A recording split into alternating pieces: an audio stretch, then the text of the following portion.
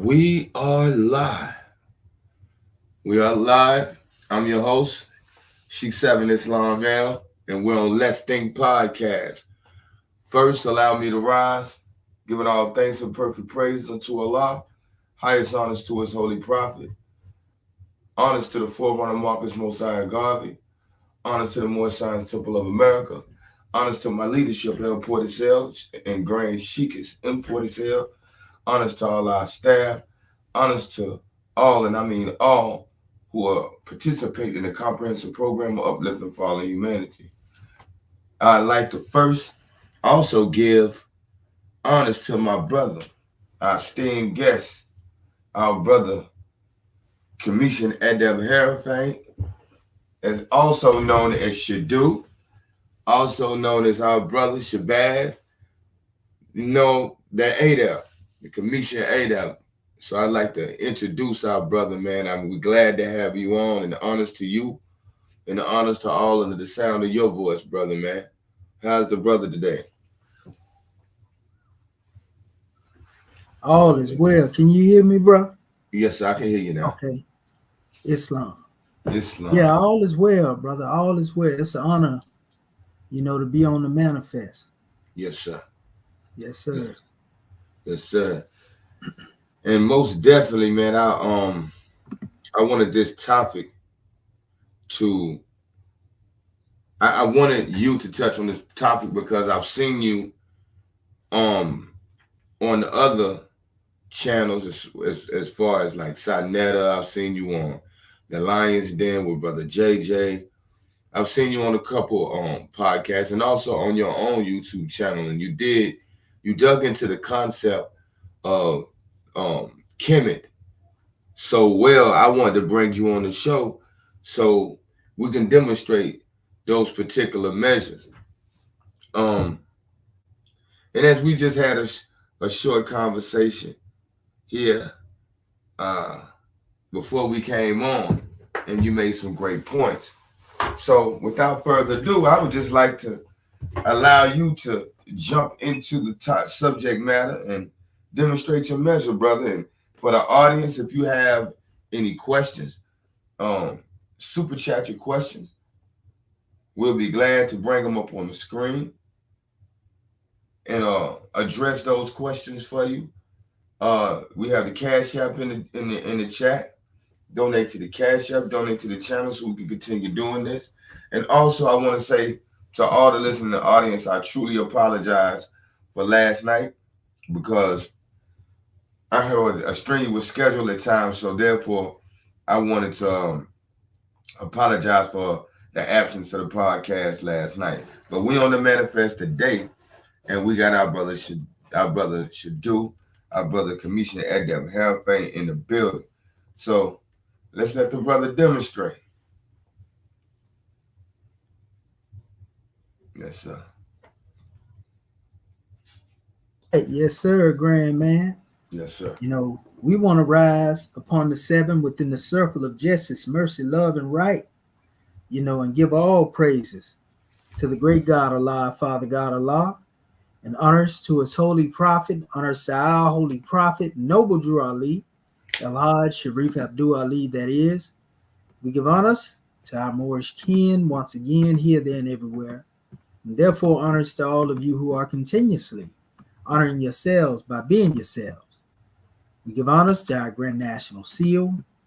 We give honors to our Grand National Emblem, National Flag, Divine Constitution and bylaws, and honors to all of you who are indeed a living manifestation and personification of everything that our holy prophet brought to make us a nation. I want to give honors to this grand platform, Let's Think Podcast.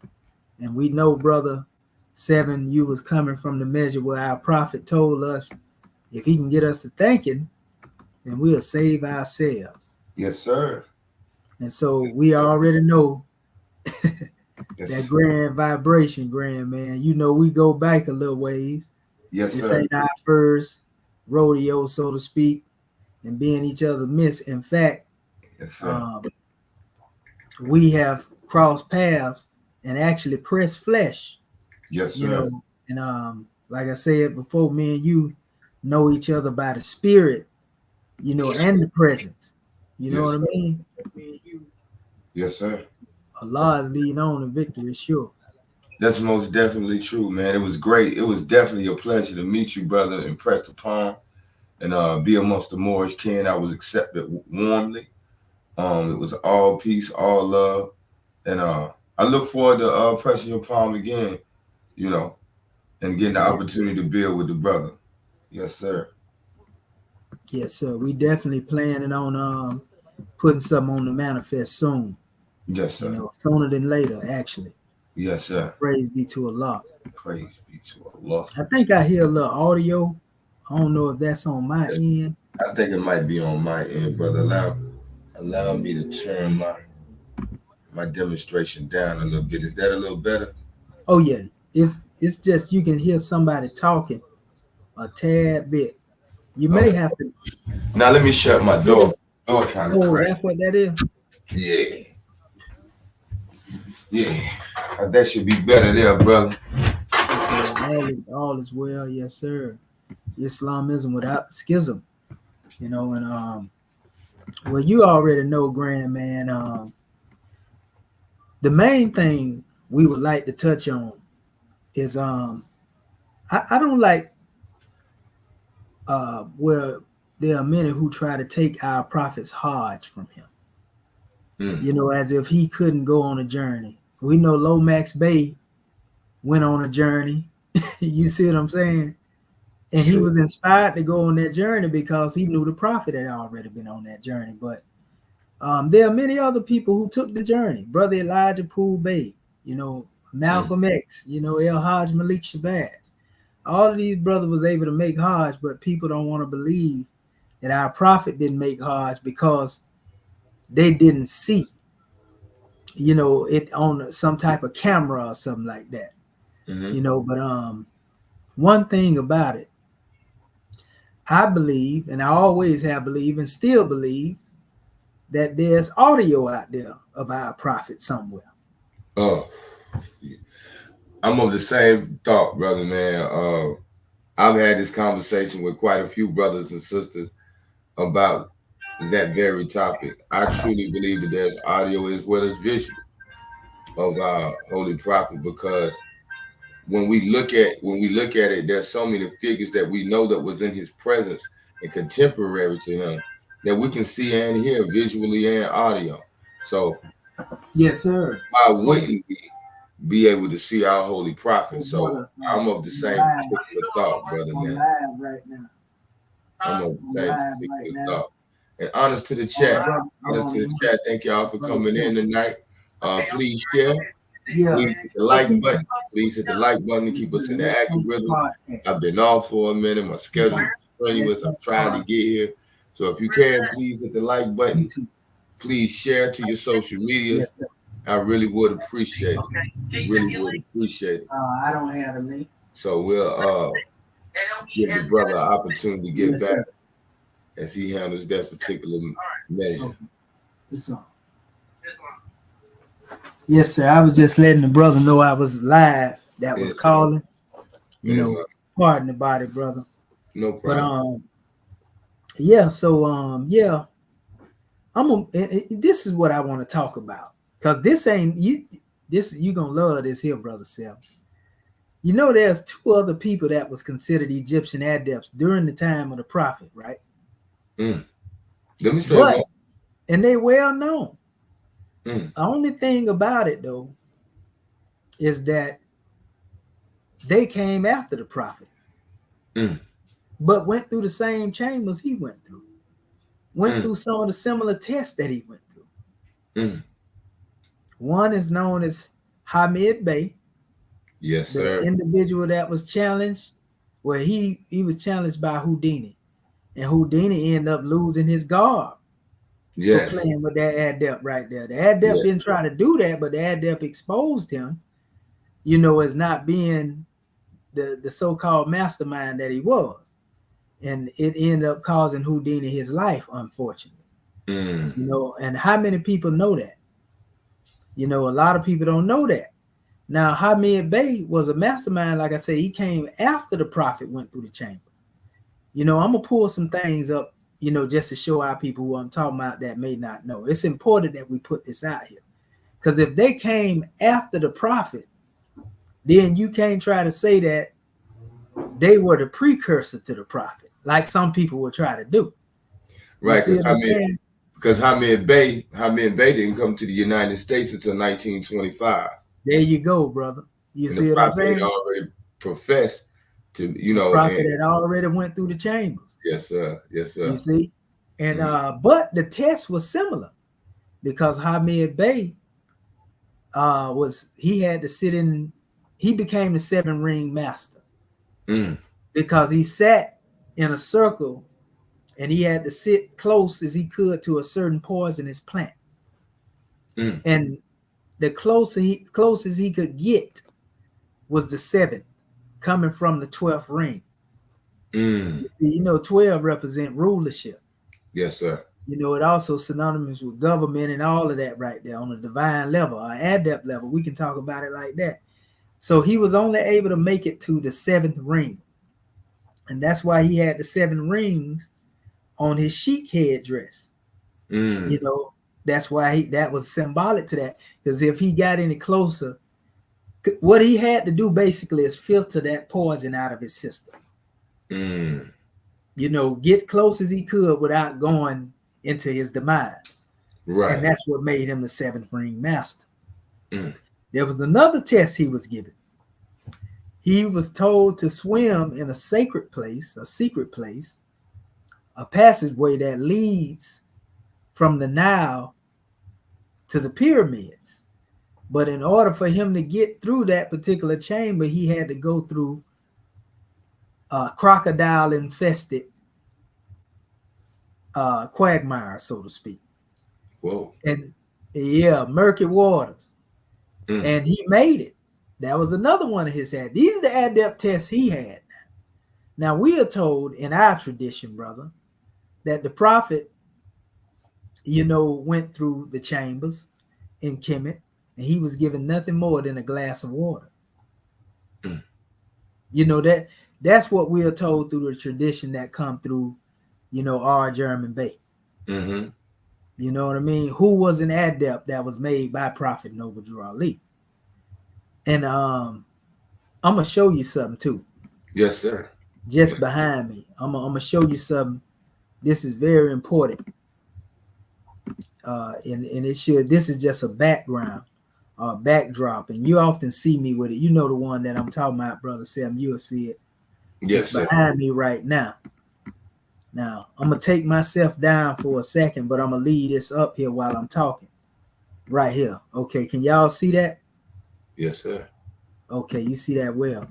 Okay, so if you look and pay attention at the garb that the brother R. German Bey has on,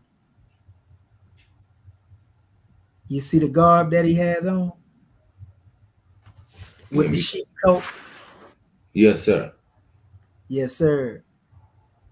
Yes, and sir. I could have put it up here in a photo form, but and then if you look at these men down beneath that, the group of men in this pyramid, you see the garb that they have on? The one that's up under the Sphinx, right? Yeah, every last one of them. Yes, sir. They have on the same garb that the Prince of Peace have on. You notice that? So yes. The Prince of Peace had to get that garb from somewhere, that style of garb. Mm-hmm. And basically, there's a brother. If you come down from the first row, and this is also a part of those pictures. Remember, you seen the Dragnet brothers? Remember, you was asking the question about the year and the date a while back? Yes, sir. I showed you when them brothers was standing out there. Now, yes, these were tour guides that were there amidst that brother that I personally bear witness to be the prophet. You see? Now, these Dragnet men these Egyptian tour guides were guiding individuals around, and most of these people were from the Americas in that time frame if you go and look it up. And there's also a time, and I'm gonna show some more pictures in a minute, because I'm gonna go into some PDFs, and I'm gonna pull up, my slides to go further into it. I'm just showing the obvious things. Now, we had people show things that didn't look nothing of any detail of the prophet. I'm gonna pull the actual detail up, because that's what I tried to do. I tried to blow it up as best as I could. So what I'm gonna do, I'm gonna take that off, and I'm gonna go deep into it, and I'm gonna probably bring this photo back, but in another form. But if you look, you can actually see above the head of the Sphinx where I blowed it up. Now look right there. And it's also another brother in this picture. He's covered up, but it actually looks to be Deuce Muhammad Ali. That's a killer right there, Brother Seven. That's a killer. But if you look at the prophet in the picture, Professor Drew, and if you look next to him, that's uncanny when you look at the features on the brother. You see what I'm talking about? Yes, sir. With the fez on his head right there. Yes, sir. I see you. That's a whole nother measure. It's my position that that's the prophet. It's and I have good reason of saying so, because of the time period, that I came across, the timestamp, and I was given other photos, so to speak, by elders, an elder sister, in fact, showing that the prophet was over there in the east.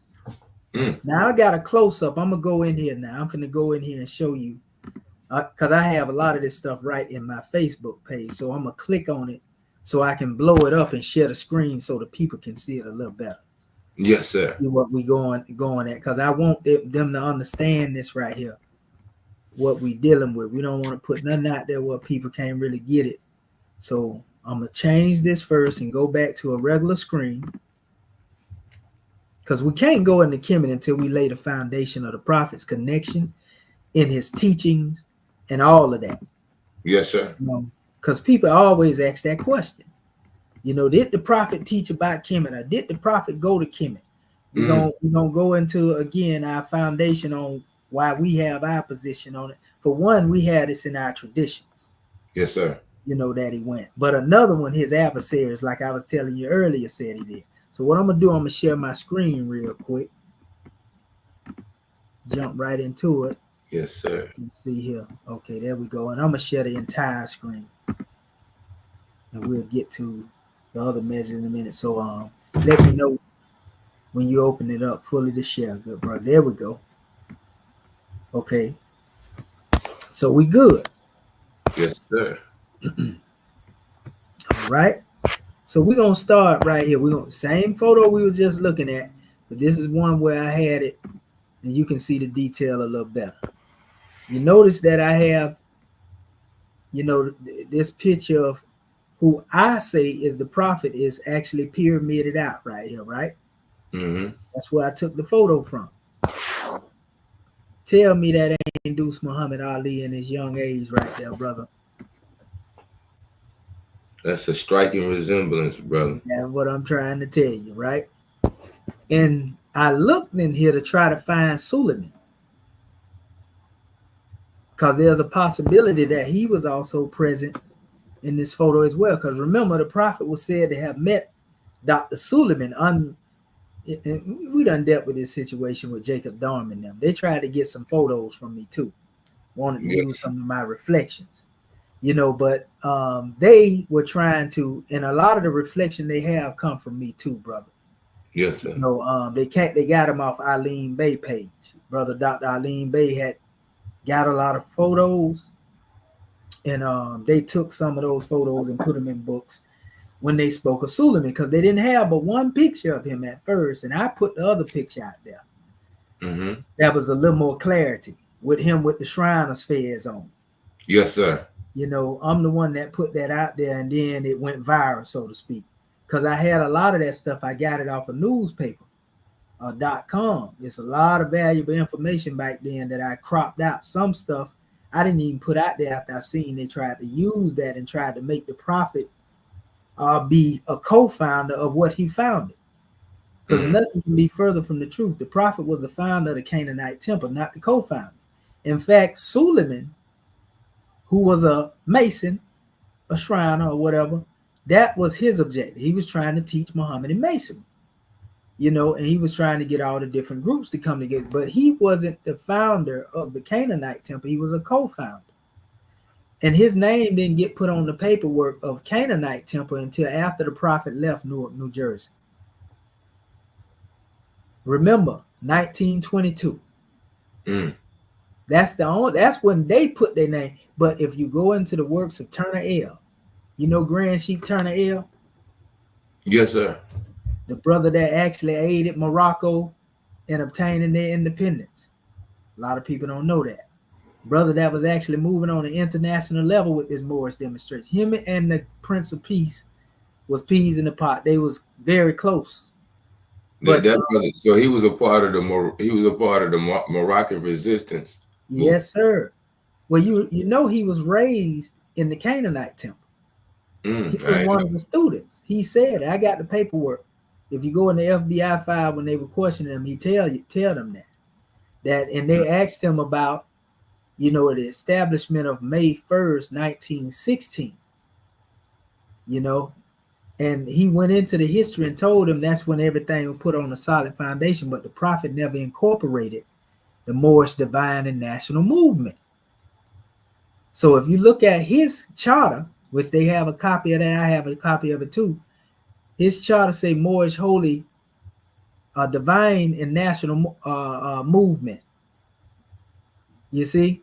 And a lot of people don't know the first time the word Moorish was used in our movement was when the prophet said that. He said that he established the Moorish Science Temple for the purpose of the United Asiatic States. And he said that he established the Moorish divine and national movement for the purpose of uniting Asiatic states. And that's where we dropped the ball at. So May 1st, 1916 is the first time on record, where the word Moorish was actually used. We know when he say 1913, that's the spirit of the temple being established. But we know that was the Canaanite temple that was originally established 1913. Islam. So, but it was never a corporation back then. But I'm saying this so people can get a good idea where we're coming from. So, nevertheless, Suleiman, basically was trying to push Muhammad masonry, and the prophet was an Egyptian adept. The prophet met Suleiman when he was in Egypt, and they came back together. That's when they first met each other. You see, that's what people don't know. Possibly Deuce Muhammad may have been on that particular journey because he was moving in and out of the states as well. But we do know that there's some overlap in that. Read In the Land of the Pharaohs by Deuce Ali. But that's a whole nother mess. He got books out there. He was also put in certain pictures. Deuce, I believe, without doubt or contradiction, because I have it in the record, that he was a part of the same order that Suleiman was a part of. At least I know they met with each other. And I got the proof of that, as well. But I say that because Suleiman was said to be a 96-degree Egyptian Mason. That's true. And he attended the meeting that Suleiman had, Deuce Muhammad did. He attended that meeting, him and Marcus Garvey, as a matter of fact. Because Marcus Garvey was a part of African Lodge 459. You know what I mean? And so John E. Bush, Schomburg, Arthur Schomburg, of the Schomburg Library, Marcus Garvey and all of them was affiliated, and Schomburg was also present at the meeting that Suleiman had. So these people were in each other's circle. Most from the definitely. Masonic aspect. We got proof of that. But we can't say the same thing about Prophet Noble Drew Ali. He was not present in those meetings that we can find, so to speak. I'm talking about the ones where all of them were present together. You know what I mean? We can't find that. We had people look for the prophet and try to find his name on rolls, and he wasn't there. We had one brother try to say the prophet was an odd fella, but an odd fella ain't a Mason. You know, that's a whole nother thing. That's a benevolent organization. Something totally different. Now, you might find some Masons that go through the right of odd fella, but they different things, almost like the shrine is different from Masonry. You know, people don't know that, you know, but I'm just mentioning that so people don't get it twisted when they be thinking, oh, he an odd fella, so that make him a Mason. No. You know, so even if you try to put the prophet in the realm of odd fella, you still couldn't put him in the realm of being with proof now. You know, and this ain't taking a shot at Masonry. We're just saying there's no documented proof out there that proves that the prophet was in the lodge. Right. You know, that we have. And we got Masons that done look for this stuff. Brother Fahim Knight, one of the greatest researchers, said it himself that the prophet, he couldn't find no information on the prophet being part of, you know? Yes, sir. So, you know, and we go ahead, brother. I say neither can I. I've looked myself. Right. And so we say that so that people don't get Egyptian Adept twisted with Egyptian Shriner. That's not to put no slight on the Shriner. That's just saying there's a difference between the two. And Manly P. Hall in the Lost Keys of Freemasonry also make this distinction. In fact, he makes the distinction to the extent of showing you that the Egyptian adepts, you know, were the ones that Masonry actually patterned itself after. He goes into the Crowder Rapport degrees. The Crowder Rapport degrees are degrees that didn't have no authorship to them. Nobody ever claimed those to be their degrees, but it is said that they were pure Egyptian in their right. Now, guess what? The same degrees that became known as Crowder Rapport were used by different organizations to come up with their different, you know, rites, ceremonies, and forms. So the Crowder Rapport actually represented the original 7 degrees that were given, you know, by the prophet. How do we know this? Because these are the degrees that the Prince of Peace brought the chairman through. And those are the degrees that he was brought through, him and Cook Bay, I Cook Bay and G Cook Bay. So the chairman literally was raised by adepts that were made directly by the prophet. And so he put those degrees in the Exhuming of a Nation. See, a lot of people think that the degrees are what they call the Red Book. You know, but those are not the senior course. The senior course is what I was just talking about. You know, and but that's a whole nother measure. You know, the thing is about it, good brother, the most powerful piece of evidence in it is the 7th adept degree, which actually is 7th, what they call Sefek Pekaru. This is the Egyptian word. Sefek means, you know, 7, you know, and Pekaru is circle, you know, like Shanu Sefek, circle 7. People don't know that when you go into the book, the Old Testament, all this is relevant and important that I bring this up. Joseph was given a signet ring and a neck order, we'll say that right there, by the Pharaoh of Kemet. He was given a high name, and that high name was Zephaniah-Peneth. That name, Zephaniah-Peneth, when you go into the root, is the same name that deals with the 7th adept degree. So the Pharaoh actually, the Nisut bit, actually conferred the degree, the 7th adept degree of propheta, because that's what it's called, upon Joseph. I'm giving you something now. You see, they don't hear me though. You see, so when we say the prophet obtained his adeptship and prophethood through the realm of Kemet, it has to do with the connection of that information. I'm gonna show all this to him in a minute. Yes, sir. I'm just laying a foundation, laying a base right now, so Yes, our people know where we're going. So nevertheless, like I was showing though, when you look at that, and this is a blowed up version of that here, you know, you blow it up, it kind of distorted a little bit, but you can definitely see, like I said, it is my position that's the prophet, and it's also my position that that brother with the dragnet was also the prophet, you know, but that's neither here nor there. Because if somebody can come and claim that the prophet was anything else outside of that right there and have no proof, then surely we can come forward. What, you remember this here, brother 7 too, by the way? yes, sir. Yes, sir. Yes, sir. Yeah, hey, that's me and 7 right there, y'all. We actually met each other. Yes, sir. That was a You know, beautiful. we met each other in the flesh. Yes, sir. You know, unlike some of the people that only know us, you know, just from this particular drawing. So let Yes. me go a little further into this here, brother, because this is what we're gonna get down to the nitty gritty, and we're gonna get in. We're gonna touch on some. We're gonna even touch on some metal netta a little bit, Yes, sir. you know. But we're gonna do this first. I want to go here. Like I say, I use my little Facebook page as a teaching apparatus, so I got a lot of stuff in here. I'm trying to find that one picture I had because I got a couple of them up here. Everything that the prophet had come out of Kemet family too, indirect. Whether our people know it or not.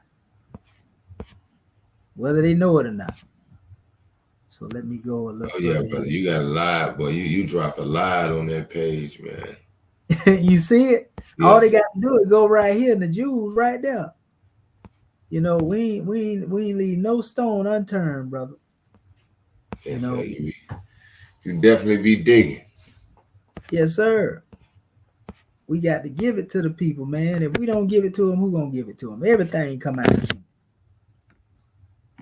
Even Creator of the boundless universe. Yes, we are live right now. We are live. Self-elevation. Peace to the family. Peace to you, brother. CR Bay, Islam, Mo. Hassan. Wa alaikum salam wa rahmatullahi wa barakatuh. Tyree Wilson Bay, Islam. so I Islam to want to the show our brothers. people. Peace to the chat. Yes, Yes, sir. sir. Go ahead, brother. I want to show our people this. This is important. I want to show them this because signs and symbols of a conscious mind and men and women of understanding. You see? Yes, sir. This symbol, scimitar and star, brought by the prophet, not Kirkman Bay, like some people think. I've been told, because we seen E. Milliel's wife with the same demonstration on before Kirkman Bay even came into the movement.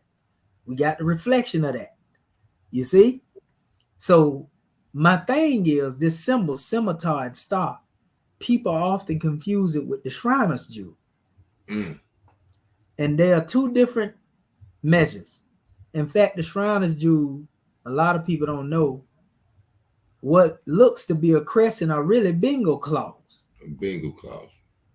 And those bingo claws, you know, represented the queen that was in power at that time, Victoria, which is where we get the concept of Victoria's Secret. What is Victoria's Secret? She had a group of men that were called big game hunters. And they would go out and hunt. What our brother said on Menace, he said the hunt is on and you to pray. Curtis Mayfield said that too, didn't he? So if this was the case, the big game hunters represented the snare. And that's what the claws represented. A snare. A snare. And then you see the head of the goddess or even a god man with the scimitar above it. It don't mean the same thing that what we have here. Because our scimitar represent consciousness. It's not a weapon of war of subjugation. You see? Mm-hmm. Not a bad thing because people done went to war with the scimitar, but we just saying what it represents. You know, that's consciousness. You the star. Consciousness is above your neck. You see? But the key is what I'm trying to show our people outside of all these different symbols and medallions.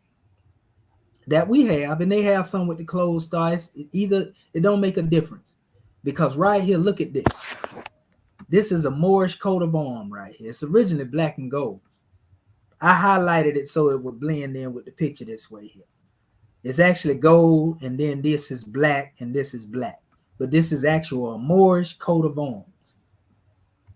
Now, this is from the medieval time now. A Moorish coat of arms. Before Prophet Noble Drew Ali ever brought the symbol to us. That's one presence of the symbol, right? Mm-hmm. Then we have in the Star of the Magi, which is Om Mani Padme Hum. This is the Hindu breakdown. See the serpent consuming the tail? Yes, sir. You notice the scimitar is beneath the star here. Which means when the prophet brought it to us, he elevated the scimitar above the star because justice has taken its course. You see? Not to mention, in the body is what you call the scimitar sacrum, which is at the base of the spine. This is a scientific terminology. I'm going to do this real quick so people don't think I'm making this stuff up. Because that's where the Kundalini energy is said to be.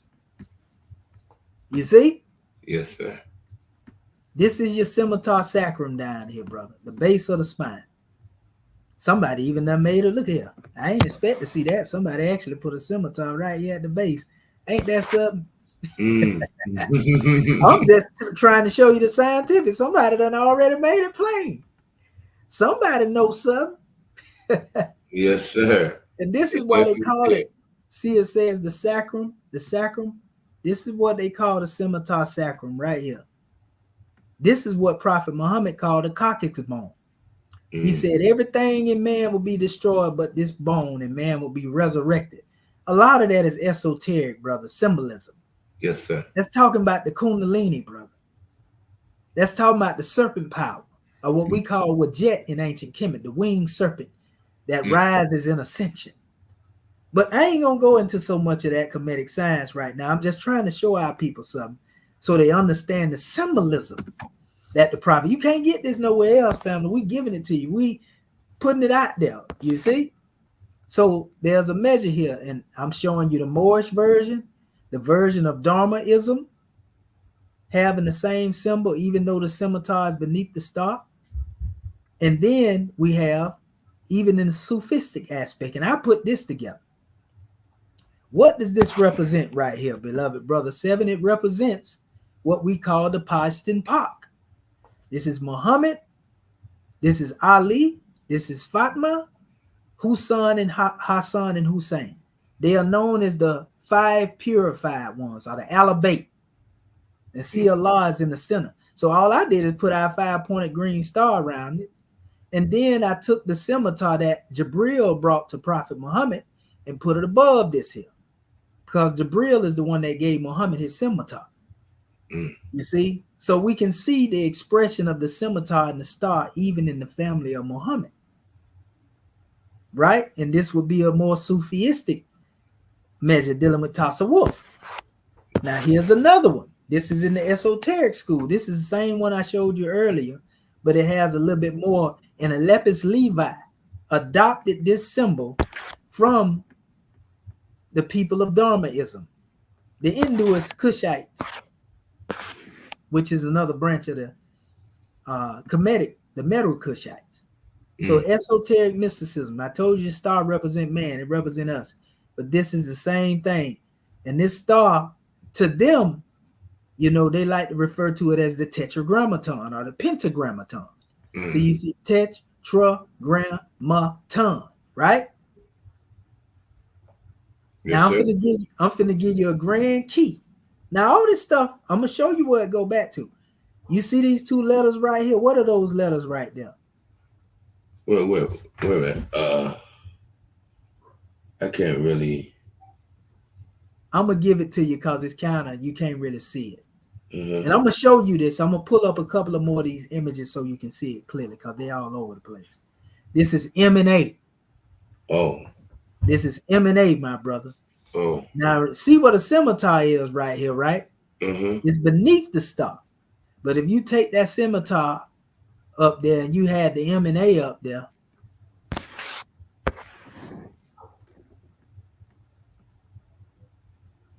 And you look on the prophet's shoulder.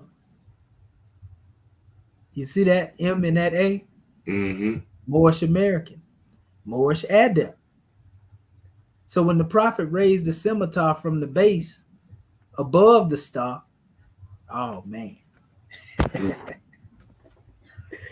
Oh man. Look, here it go right here. This is the clear version. And what I did, I just put a green star in there, but this is actually this is a book actually.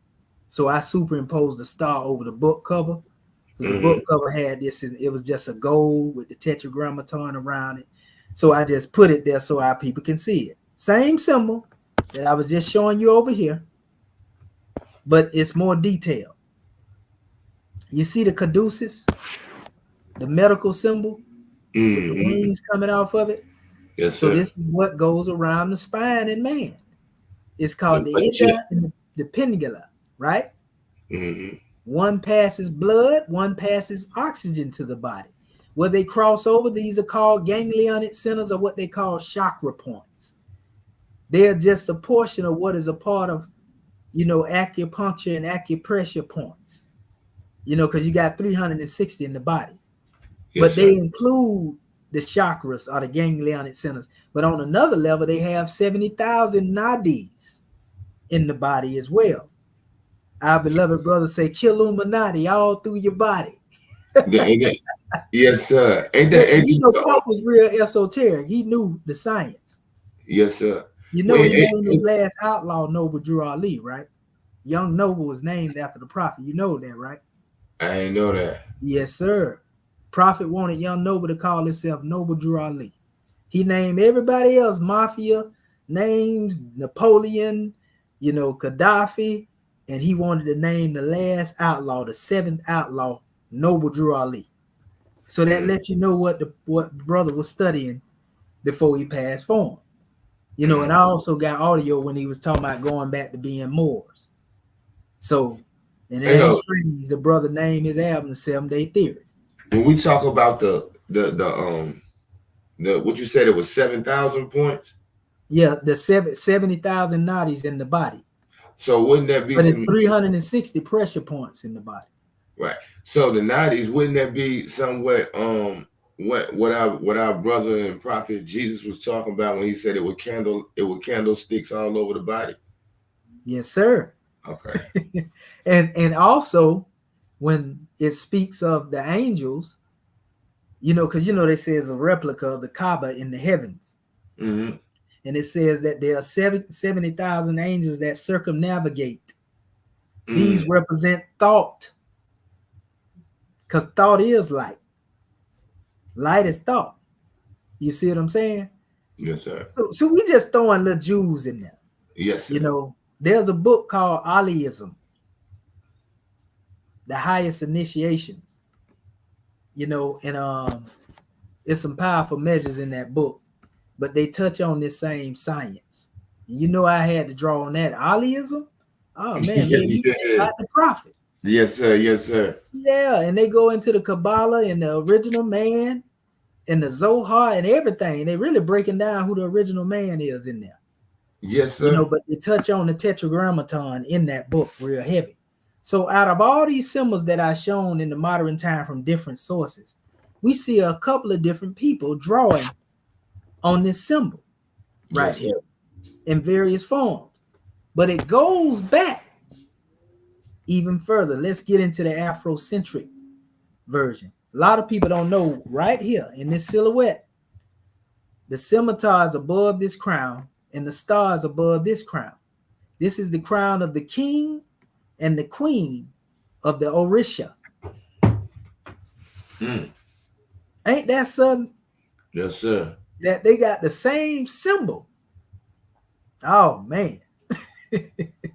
It's 7 Orishas too, by the way. Yes, sir. Synonymous with the 7 Elohim. Yes, sir. Obatala, they call him the white, the pure.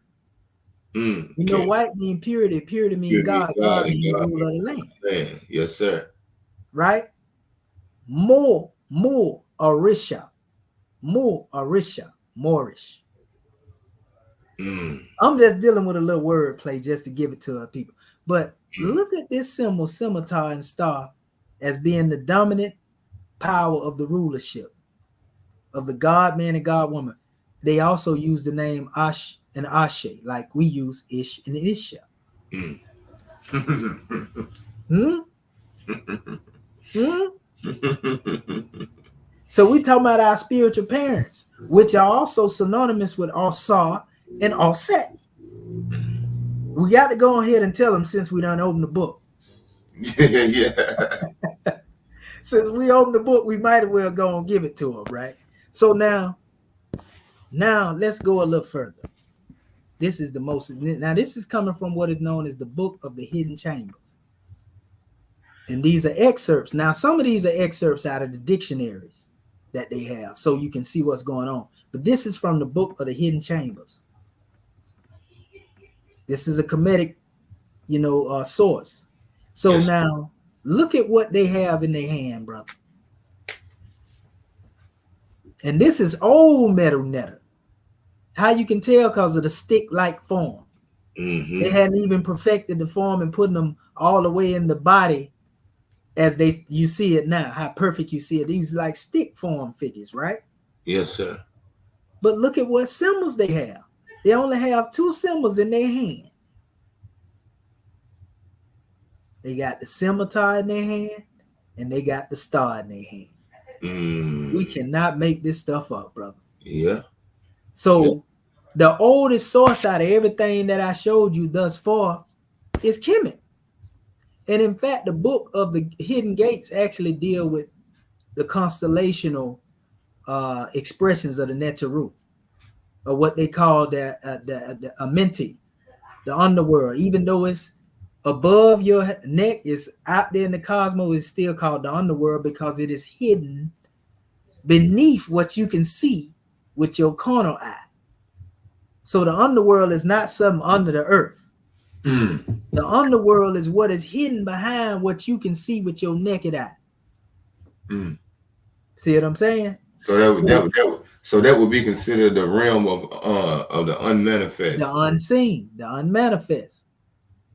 Notice that Amun Ra, Amun is hidden, but yes, Amun Ra means the hidden that has become manifest.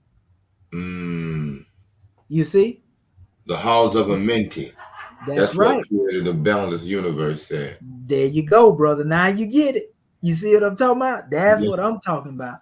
Mm-hmm. That's what I'm talking about. And all of that's right there in our Moorish Holy Quran, the same lesson. The emerald tablets of Tehudi, a lot of that information is right there in our Moorish Holy Quran. The Kabbalah, the Merkaba teachings are right there in the Moorish Holy Quran. But it takes an adept to teach an adept how to be an adept. Yes. And think on an adept level. So some people just gonna read it and they taking the words at face value. Right. But all of those teachings are there. Hinduism is there. Buddhism is there. That's what makes the Circle 7 so powerful. The teachings of Kemet is there, which we're going to get into that in a minute. Kemet is the parent. Unfortunately, a lot of people don't like to admit that. So right here, this, like I say, comes from the dictionary. This is actually one of E. Wallace Bud's dictionaries. And the only reason I respect Bud is because Bud will tell you the truth. He'll tell you he didn't come up with this stuff. He got this from people that was over there in Egypt. Mm. He'll tell you he don't know what it said. How you got to give it to him though, so I respect the man. He ain't no liar. He'll tell you, I don't know what was going on. I just compiled this stuff. Yes, sir. And got it from the natives. He don't tell people, he don't brag about how he stole that pamper out of there and wrapped it up in newspaper. If he had he would have had his hands. Them hands wouldn't have been there. Yes, sir. Yes, sir. But Indiana Jones, Raiders of the Lost Ark, all that's inspired by the story of E. Wallace Budge. A lot of people don't know that, but that's neither here nor there. So right here, Kafesh is what I want to get at, brother. Kafesh. This is what they call the scimitar. And it is the leg of an ox. In certain Bibles, they say Moses killed, an Egyptian with the leg of an ox. Mm. In other words, he hit him with the scimitar.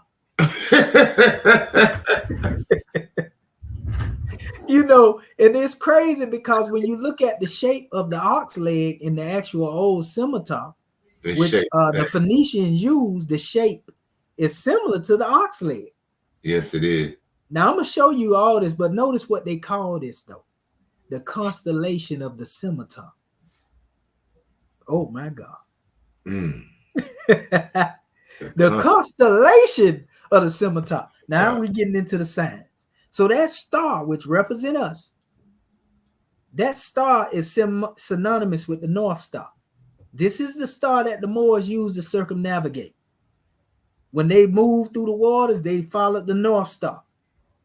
That North Star, you know, is actually a pattern is rotating around it.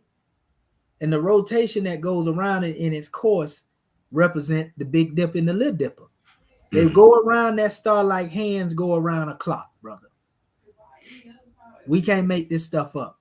This was referred to, this constellation of the scimitar is the same thing, brother. This Big Dipper is represented by the ox leg. I'm going to show it to you in a minute. You know, and then the North Star is there. So there's a form of the cycling of this, you know, constellation of stars around that one star, that North Star.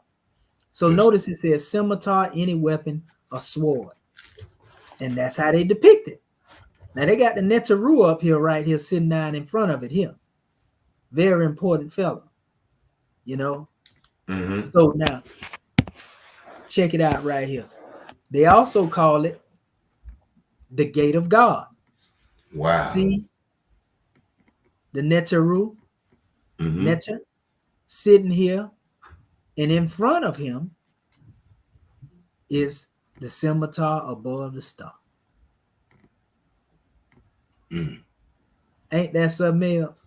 Yes, but sir. You can see it all up here. Yes, sir. Yes, sir. I see it. That's the constellation of Meskheti, the great bull. Right here. Now, you know what they refer to this as? Yeah. You ever heard of Mount Meru? Yes. Mount Meru, in the constellational aspect, is in reference to this same thing. Mera, which is also the name that became Tamera, a name for Kemet. Right here. Mera connected to love as well, right? Then you have the Mesurah. You have Misra, which is an Arabic way of saying, you know, Egyptian. Mesurah meaning the sons of Ra, right? Mazaroth. In the book of Job, it asks the question, who is able to place the constellation of Mazaroth in the earth? It's still talking about the same thing. Mitzr, Mitzrayim. All of these things make reference to this symbol that the Neter is pretty much sitting in the front of, you know, manifesting and also bearing witness to the saving power. So when we say, you know how we go into the teaching, good brother, and we say that our holy prophet, you know, this saving power come through our ancient forefathers and so forth and so on. Remember, this is consciousness. This star. What is the everlasting gospel? It's the saving power that comes from Allah through our ancient fathers by our holy prophet. And that's the consciousness. Now, when you look at this symbol, if this is consciousness, then these represent the principles of consciousness. We say love, truth, peace, freedom, and justice, but that comes from harmony, truth, balance, right, order, and justice. That's what it was called in Kemet. Harmony is love, right? Harmonies of life. Truth remain the same, right? Right. Harmony, truth, balance. Balance is peace, right? Right order and justice. Right order brings freedom, right? So we can see some of the symbols, the principles are still the same. You know, just a few said in a different way. So I'm showing you that this symbol that the prophet brought us has a lot of science in it, brother. Now look, if you look close here, you can see the star constellation inside the leg of the ox, the Kefesh. You see it? Yes, sir. Those are stars. It's actually 7 in all, to be frank. You know, 1, 2, 3, 4, 5, 6, and the 7 is normally in this area here, but they have different ones. So all that's pictures of what they call Amenti, the underworld. So when you look at the symbol that our prophet brought, that is the symbol of the Egyptian adept. You know, I just embellished it and brought it forth in this new era in time and put the fez with the wings on it and Heru and holding up the scimitar, and you know what I mean? Mm-hmm. And that's what our adept family, you know, draw from. Not only that, but also the other one that you seen earlier as well. You definitely be putting them pieces together, bro. I like, I like your craftsmanship, bro. Oh yeah, we trying to show them the truth is one. Now watch this. This is from somebody else's book. This is from another book dealing with the Grand Awakening, right? Look at this, brother. See the North Star right here? Yes. See where it's aligning with? Yes. Known as Moses, this is the Eye Heru, right? Mm-hmm. We are showing you the sciences that the prophet brought, indicative of the fact that he definitely was a Kemetic adept. It definitely resides in the brain. We got that in our Holy Quran. Now look at that. Sir. That's the star. What's rotating around the star, brother? The Big Dipper, ain't it? Yes, sir. Remember I was showing you in the leg of the ox? That's what these stars represent. That's Musketi. That's Mazaro. That's Meru. That's the gateway of God. It's even called the mouth of God. Look at it now. The pineal has a close connection to the North Pole, the North Star. This is a whole nother book. Ain't got nothing to do with more science, we'll say, you know, per se. This is a book that was written by somebody else, but they demonstrating the science. But it take an adept to be able to see this stuff here. And it's telling you the purpose of this when it comes to dealing with the self. Look, the heavenly chi and the microcosmic orbit. Now you got to deal with them nadis and them pressure points and them chakras. Look at what it's saying. This is stuff to heal your body, brother.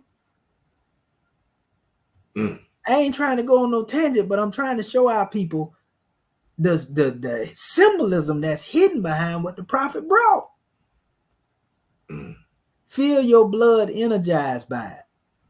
The natural polarity of to this astral fire is the blue water energy of the earth, blue ethers, right? Breathe in the blue light and let it neutralize the red light and gather this original energy. They telling you, bro, how to master yourself, how to cleanse the body. Be aware of the universal violet light of the North Star flowing through the crown and down into the body. It may help to visualize a violet pearl at the crown. That's that purple, right? Clothe it in purple, huh? They ain't hid it, brother. They didn't know we can go this far. They didn't know we can go this far with this science, brother. But we're gonna give it to them. Yes, sir. Because we've been wanting to give it to them. Let's go. It says, which you rotate in both directions. Now spiral the violent light down into your brain. It's telling you how to unlock your consciousness. First 9 times clockwise, then 9 times counterclockwise. The natural polarity of this universal violet light is the white light of your individual pole or soul. Allow them to mix at the solar plexus. Rest for a few moments. This is all dealing with breath exercises, family. But it relates to the same thing that I'm showing you here. There it is again. One more time. Gate of God. Confess the constellation of Musketi. Awaken the Healing Light is the book that come from too, if you want that book. You know, notice the prophet said we are for love, truth, peace, and freedom. But when these principles are violated, justice must take its course. He was speaking of this symbol then. Love, truth, peace, and freedom. And when these principles are violated, justice is going to take its course. He spoke of the scimitar and the star in that statement. That's crazy. See, it says North Star, Polaris, right? Yes, sir. Big Dipper, Saucepan, Ursa Major, Urja Minor, Asia Major, Asia Minor. Yes, sir. As it is in heaven, so shall it be on earth. So it is below. Who is able to place Mazaro in the earth? The constellation. It is the earth is the body. Yes, Can sir. you identify with Mazaro or this constellation of Musketti within your body? I got to show you how brilliant Prophet Noble Drew Ali was with the science, family. Now look at it. Didn't I just tell you what they were doing? I can't make this stuff. These people work. I didn't create this. I just put the collage together right here. See the scimitar again? The Big Dipper, the Confess rotating around the star, just taking its course, right? Look at these. This is the expressions of your nadis. Expression of your different chakra points in the body. You see that one is on the square right there, too, sitting on the square, right? But anyway, you know, when we go on, we can see they actually showed the orbit here. And they talked about it here. Each orbit of the Earth around the sun is analogous to one around the macrocosmic orbit, because you got the macrocosm and the microcosm. Now, this is my work right here. Brother, when I tell you, I took the circle 7 and I multiplied it by the Egyptian creation cycle, written by brother Mustafa Gadala. He has the mathematics where he break them all down. But I multiplied all of this stuff by, you know, the first 4 letters, Abjad, A, B, G, and D, right? And I did the math on this here. And it's crazy how this stuff came out in the root word. These numbers came out first, and so I converted these numbers into letters. You see K-H-T-Y, right? What's the root of the word Musketti? K-H-T-Y. Now, this E. Wallace Budge book, all I did is went in here and multiplied and divided numbers and came up with Keti. Bro, you think that by chance? And if you think that's crazy, wait till you really go to adding everything up and it bring you back to the 9, the multiplicity of addition. Because I did addition, I multiplied here, then I did the holistic totality and it brought me to the number 70. When you add all that together, 77721, right? Right. Tehuti is the master of what? Letters. Yes. And then Seshat, his goddess, represented numbers, but Ma'at and Tehuti was said to be married. So that means Tehuti, which is a symbol of the Logos, divine mind, is married to truth and right. That's what Ma'at is in the heavens. So anyway, what ended up happening, brother, when I did all this math, you know, and I compared this on each level, because this is 3 different degrees. As I went up, it took me to a 10th power, so to speak, and then it became 77. Notice 21 here, 210 here, right? Yeah. Then when I came here, it took me up to, you know, 100. Why is these numbers still manifesting the same thing no matter what I do? And they brought this up. So what they manifested, brother, was the cycle age of what I call Shunetta, the holy breath, the age of the holy breath. This corresponds with, I'm just running over this quick right now because I don't want to spend a whole lot of time on it, because I got whole breakdowns on this stuff.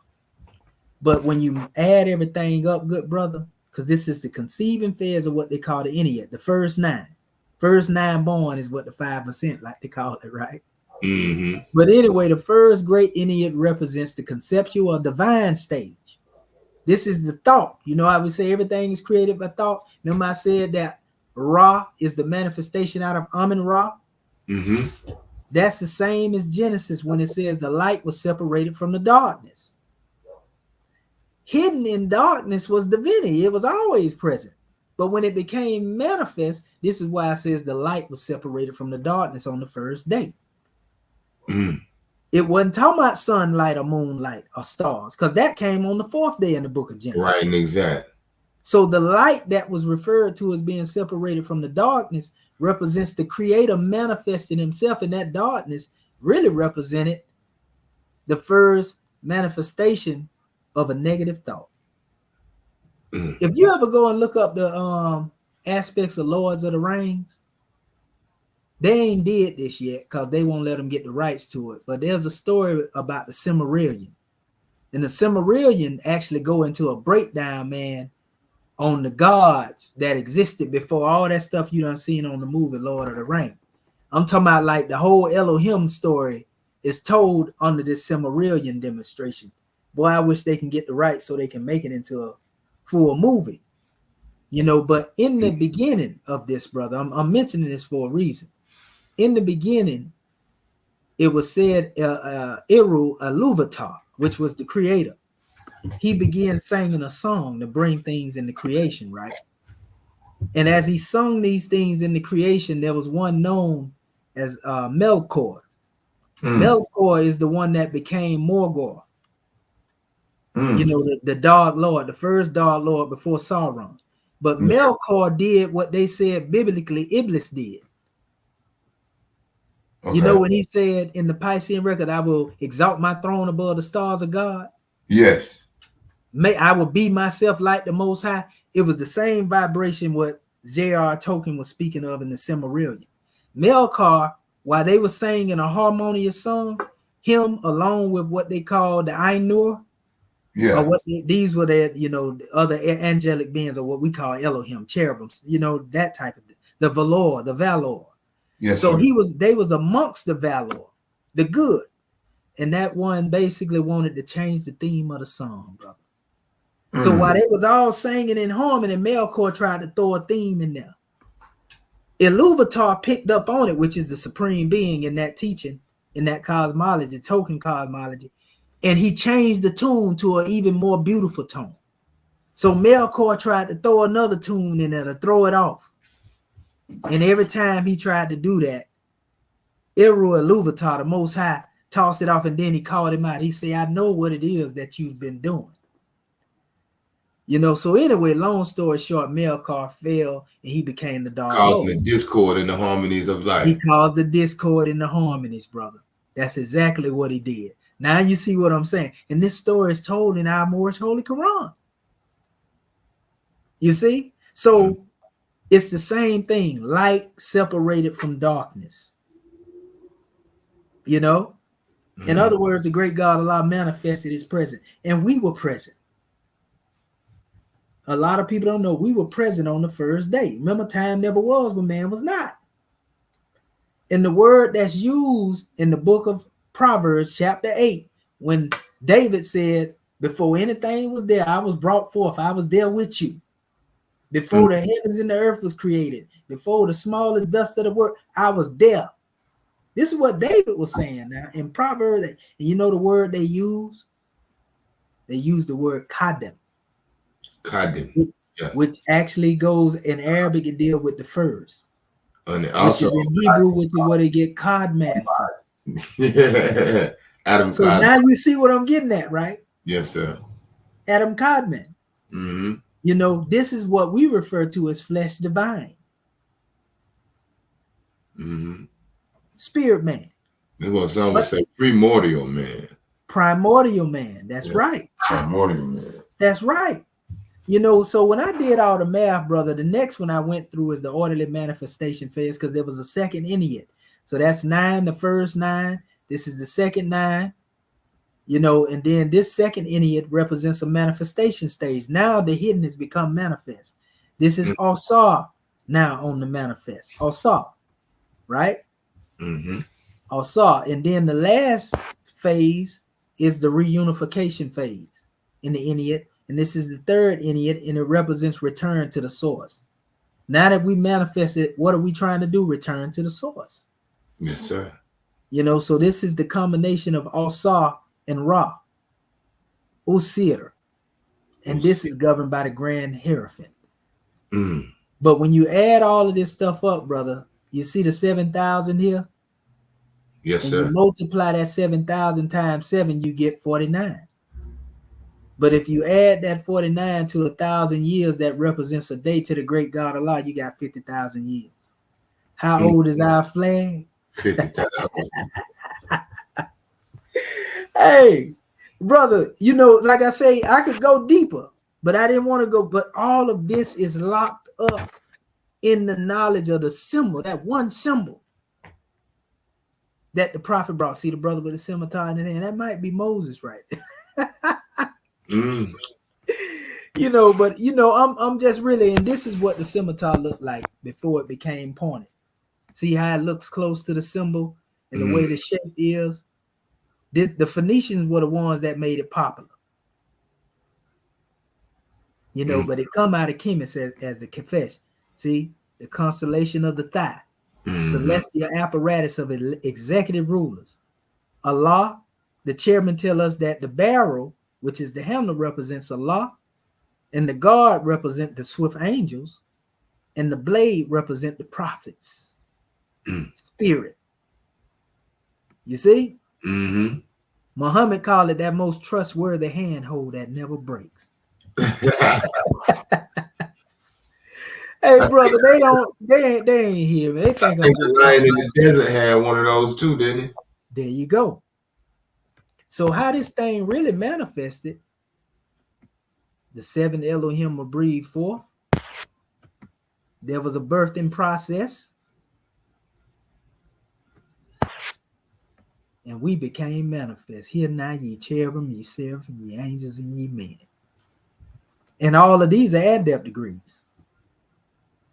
The man is the one that he becomes angel, swift angel. He becomes cherubim. He becomes seraphim. What is an angel? I thought of Allah manifested. Go ahead. I thought of Allah manifested in human flesh. Adept.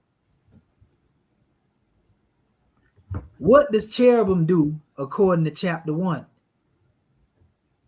It's a protector and a guide. Protector and a guide. And what is seraphim? You caught me with that one. I'm drawing a blank. It's all Go right. ahead, demonstrate, brother. The spirit of the Almighty God Allah. Yes.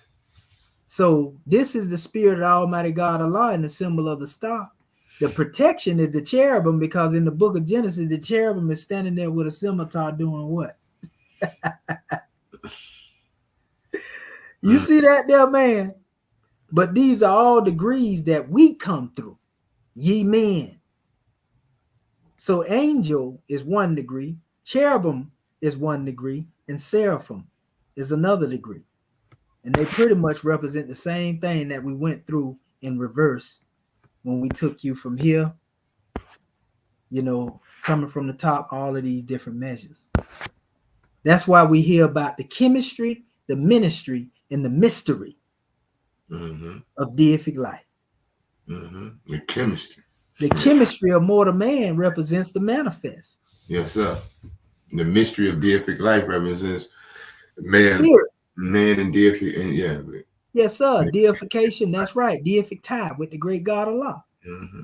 You know, so these are all degrees right there in our Moorish Holy Quran, and we overlook them every day.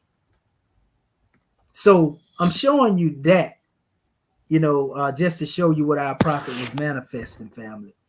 You know, to show you he was indeed an Egyptian adept master, a Kemetian adept master.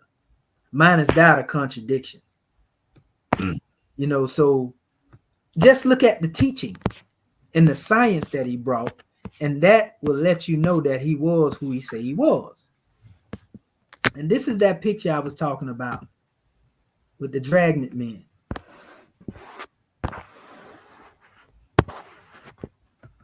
And that's the prophet right there.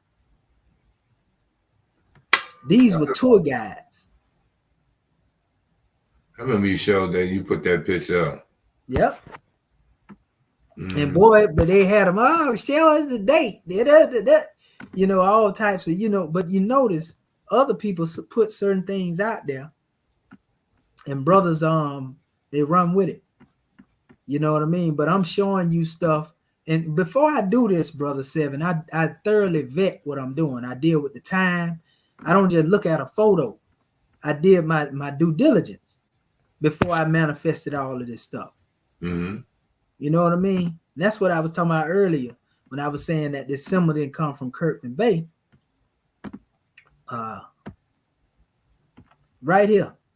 That's Emilia's wife with the same symbol on her neck right there.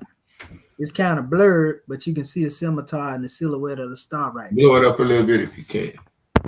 Yeah, it's kind of, when you blow it up, it kind of messes, but you can see this scimitar extending across it. It's just like kind of blurred out. Mm-hmm. And this picture actually was put out there by the brother Sharif. He know. But Kirkman Bay wasn't nowhere around when that picture was took. You see what I'm saying? When they were sitting out there, Kirkman Bay wasn't in this picture up here. He hadn't came into the movement yet. You see? But that's a whole nother measure. And again, that's another picture right here, just showing the sister. That's the medallion on the neck.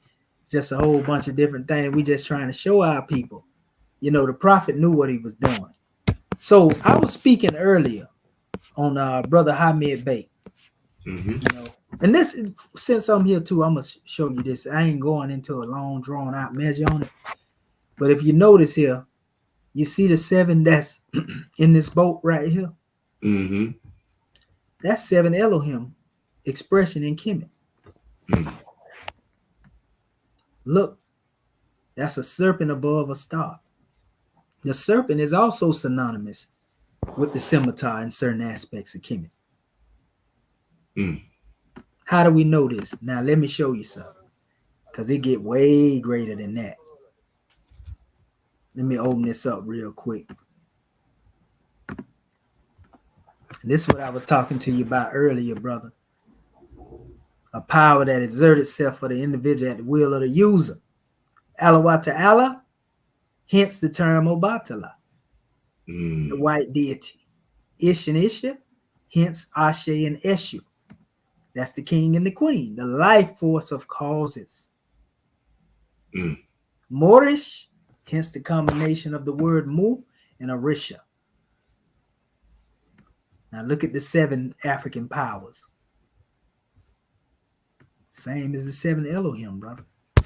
And this is actually coming from the breakdown on the scimitar and star. Oh yeah, brother, I got a whole PDF on this, and I get this to you too, brother. Yes, sir. You know, if you just remind me.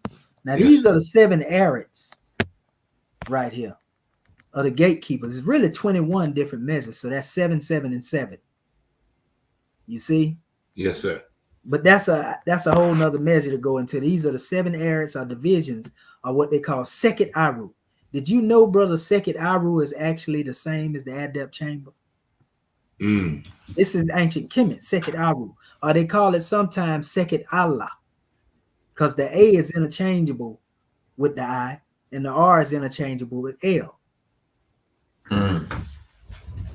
You see, so these are 7 different degrees of the 7 heavens and the arets. It's a whole breakdown and teaching dealing with the arets.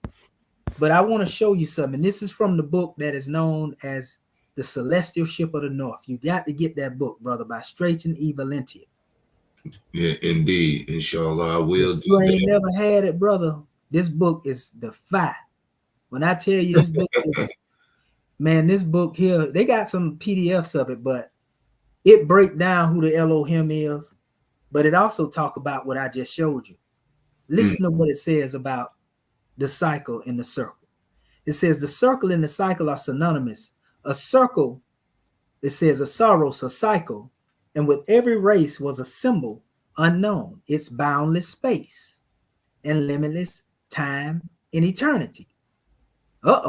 Chapter 1. Born from above based on the myth of the birth of time and the circle made by the stars.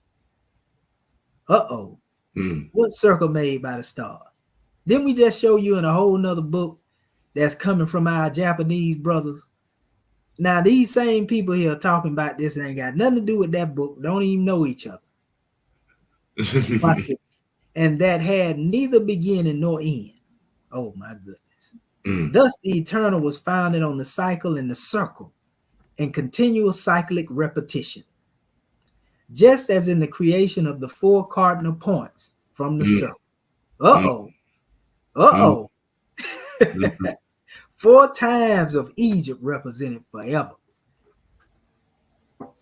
Through the continuity of one circle mingling with another, the transformation of the one cycle into another can be found in the Hebrew word everlasting, meaning ever repeating.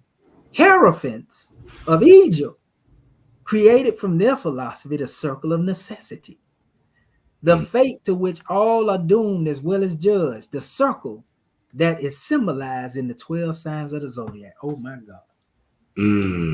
Brother 7. Now this is going into the quadrants. Yes, and he said that the circle was the circle. What it said amongst the Hebrews, it was known as everlasting. That's right. We know in chapter 1, we noted the thoughts of Allah from the everlasting to the everlasting gospel of Allah, and the everlasting thoughts. That's right from the beginning. Now watch this. In the same book, it just told you about the quadratic circle. It said the sword as the flaming sword that turned every way was the sword of the 4 corners. They talking about that Kofesh, brother. They talking about Mount Meru. They talking about Mazaro, who is able to place Mazaro from the heavens into the earth. It said, or sickle was a symbol of the planet Saturn, called the scent of time. Uh-oh. In Egyptian, it was called Kafesh. Oh, my God. One of the names of the constellation of the Great Bear. Oh, my God. Now, they thought I just made this stuff up, right? I just did the research, and I read so many books. I seen it all was saying the same thing, and I just put it together to make it plain. That's all. For somebody so they wouldn't have to go through all what I went through to get this. In Dendera, the plane sphere, that's another name for what they call the zodiac. It was symbolized by the leg of a hippopotamus, indicating the thigh. Remember, say constellation of the thigh as well. Yes, sir. Now, that was Ebalish Bud saying that. This straight in Evalentia saying this now. The original birthplace in heaven. Didn't I just say you that was the birthplace? And that's what they say. They say we come from the stars, right? We come from stardust. We constellation of people, right? Right. All right. So it says when Saturn was represented as a god, a crown was placed upon his head, endowing him with majesty. Crown with a scimitar on it, huh? Making him a judge of court of justice held in the time of reaping. Justice taking its course. The harvest time, golden age of justice. Saturn has remained a symbol of justice down to the present day. Then it went into cherubim, and cherubs, or cherubs, were esoterically identical with the seraphim, being images or likeness of the celestial constellations. Heavenly hosts, cosmic angels. See, people don't know in the 9 orders of the angels, good brother. Cherubim and seraphim in the highest. You know, I got the chart. Just like you had 9 orders of angels. Remember, you had 9 Inuit in ancient Kemet. 9 represents re-entry. It's a birthing process. But that's a whole nother message. That's why we say, hey, we say cherubim, you know, and seraphim, basically, cherubim, to be exact, deal with what we call creative fate. Yes, sir. Because they was the one that gave us the body. Though Allah was the one that told them to do the work. Just like an architect. The architect takes credit for the work, but he has plumbers, electricians, you know, he got painters and everybody else doing the work. It's the same with the great God Allah. He gets credit for the work. That's why I say he created this, he created, but it was the cherubim and seraphim. You know, this is special spiritual vessel that he used to create the work. And we were present during that time, spirit man. It is said of seraphim that they know most, but that cherubim love most. Protectors, huh? You put security on things you love. And no one's guide you and the lovers protect you. There you go. There you go. Cruden in his concordance interprets the word cherub as meaning the Hebrew fullness of knowledge. Angels are so called from their exquisite knowledge and were therefore used for the punishment of men who sin by affecting divine knowledge. Cherub has the meaning of a serpent in a circle. Remember I told you about that serpent being synonymous with scimitar as well. K and R is circle, all circle, and serpent. Ooh, wee. It says Adonai, Jah, Hebrew, El, Lord has a biblical connection with the cherubim. It says, as the Lord of Israel is spoken of as dwelling between the cherubim and the ark. It says, in the midst of them, this was the ark, that point of the covenant between heaven and earth. There it go. As it is above, so it is below, the constellation of the thigh, known as the ship of the north, the Holy of Holies of all eternity. Because if you notice, remember I showed you that picture of the seven holding up? On this, yeah. Don't it look like a scimitar? Celestial ship of the north, brother. You know, north what? North Star. I'm saying this because this is what is hidden in the symbolism of. You see how much wisdom is hidden in the symbolism of what the prophet brought? Yes. These are keys, man. We can't make this stuff up. Now let's go back to the Moorish Holy Quran if they think I'm playing. What the sage Mensis said right here, brother. He said the wheel of time has turned once more. The race is on a higher plane of thought, consciousness, scimitar. The garments that our fathers wore have given out. The cherubim have woven a celestial cloth and have placed it in our hand. A hand is symbolic to the mind. And we must make for men new garbs. Oh, man. Hey, I'm gonna get that marinade a bit. I ain't gonna use That's a mean drawing, bro. I'm trying to give it to him and show him to where they ain't got to listen to me. Just look at the symbols. Look at this. The first flag of man is old as the great God himself, for it was man himself, flesh divine. That's what the conclusion I came through after coming through all this information. Then I just so happened to look at the letter Resh. And Resh looked like 7, huh? But Resh is also in Proto-Sinaitic, a demonstration of the head. We talking about, well, 7th chakra, crown chakra, right? The 7th of time, the Moorish God, man. The prophet. Look at, I say the scimitar is within the head of man, and the star is within the heart of man. Woo, ain't that cold-blooded, brother? Yeah. Ain't that cold-blooded? Because the scimitar is the consciousness. Yes, but the star is within the heart of man. Those are the principles. And look at that. There it go again. And so I say, okay, well, since they did it like that, I might as well put this little symbol here that I found, you know, in the Kemetic aspect with the Arabic letters on it in a flag and put it here, you know, because we know that the flag here and the seed, you know, that is actually in the principles of the flag. We know that's love, truth, peace, freedom, and justice.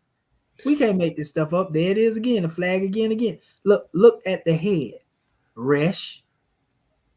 Man, if I'm not mistaken, and I don't know if this is the right terminology, but go ahead, bro. The flag, as far as the hieroglyph, represented deity, didn't it? Yes, sir. Netter. That's what I'm talking about. That's actually it right there. I just put the symbols inside of the white banner, but it's normally him sitting there. And then the same one that was sitting in front of that scimitar and star up there too. Remember? Earlier? So, like, that's overkill. Can't nobody say that the prophet got that symbol from no shrine or no more. Not after that. Not after they watched this video. You see the difference between the two? Yeah. Yeah. How can the child be so disrespectful to the parent? I'm just speaking in general. I ain't trying to start nothing now. Yes, sir.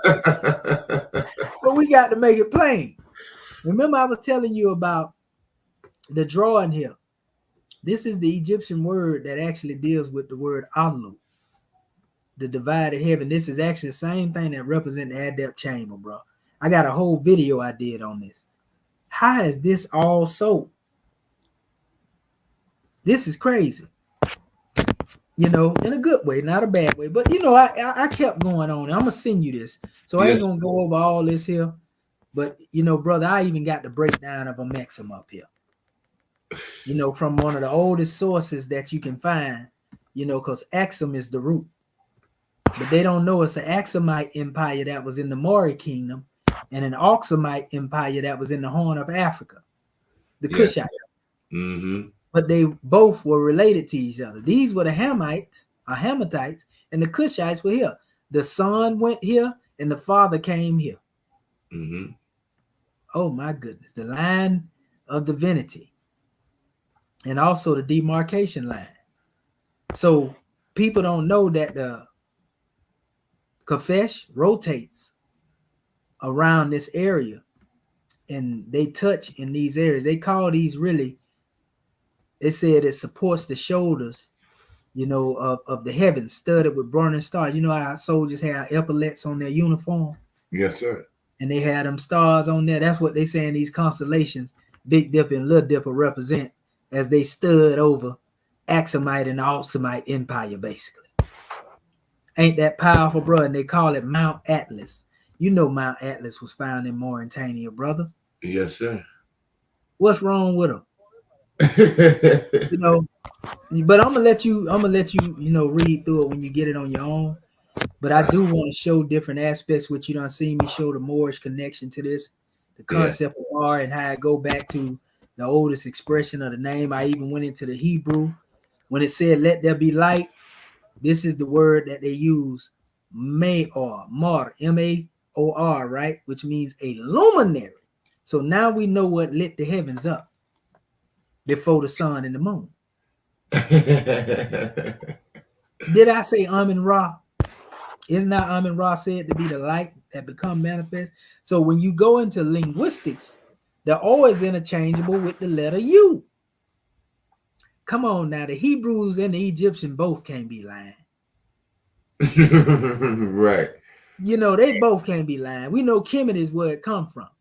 So this word, dealing with Amen, which represented the light, hidden in the darkness, is the luminary expression that's right here in Hebrew. I cannot make this. That come from Strong's, people, not me. You can even look at it if you read it backwards in a certain way and still really see the word mile. The M look like it's still there. You can see the A right here a little bit. This symbol here and this right here will be the R backward, but this is actually Hebrew. But Ma'or, luminary. We can't make this up. See what it means down there? Bright light, light shining. This is the light that was separated from the darkness, people. I didn't make this stuff up. Look at that. He said, let there be lights, and even came into the lights in the firmament later and connected them. But that's after the fact of the Ma'or was originally the Most High himself. Now, you know how we talk about the 7 eyes of Allah? Yes, sir.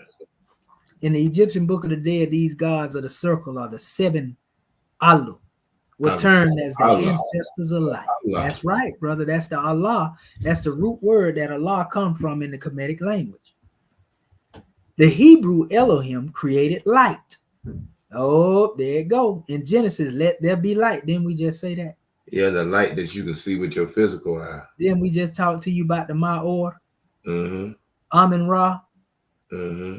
Man, same truth, which indicates that the 7 were the primordial light bringers of the first creation. Let us make man in our image, which was Sabian in origin. Uh-oh. Now you hear why I keep telling people that we have our school of thought in the Grand Quran coming from the Sabian, because it was the Sabians that Muhammad studied with, the Sabi'un Hunafa. And the Sabi'un Hunafa is the one who taught him Salat. We got pictures of the Sabian making Salat.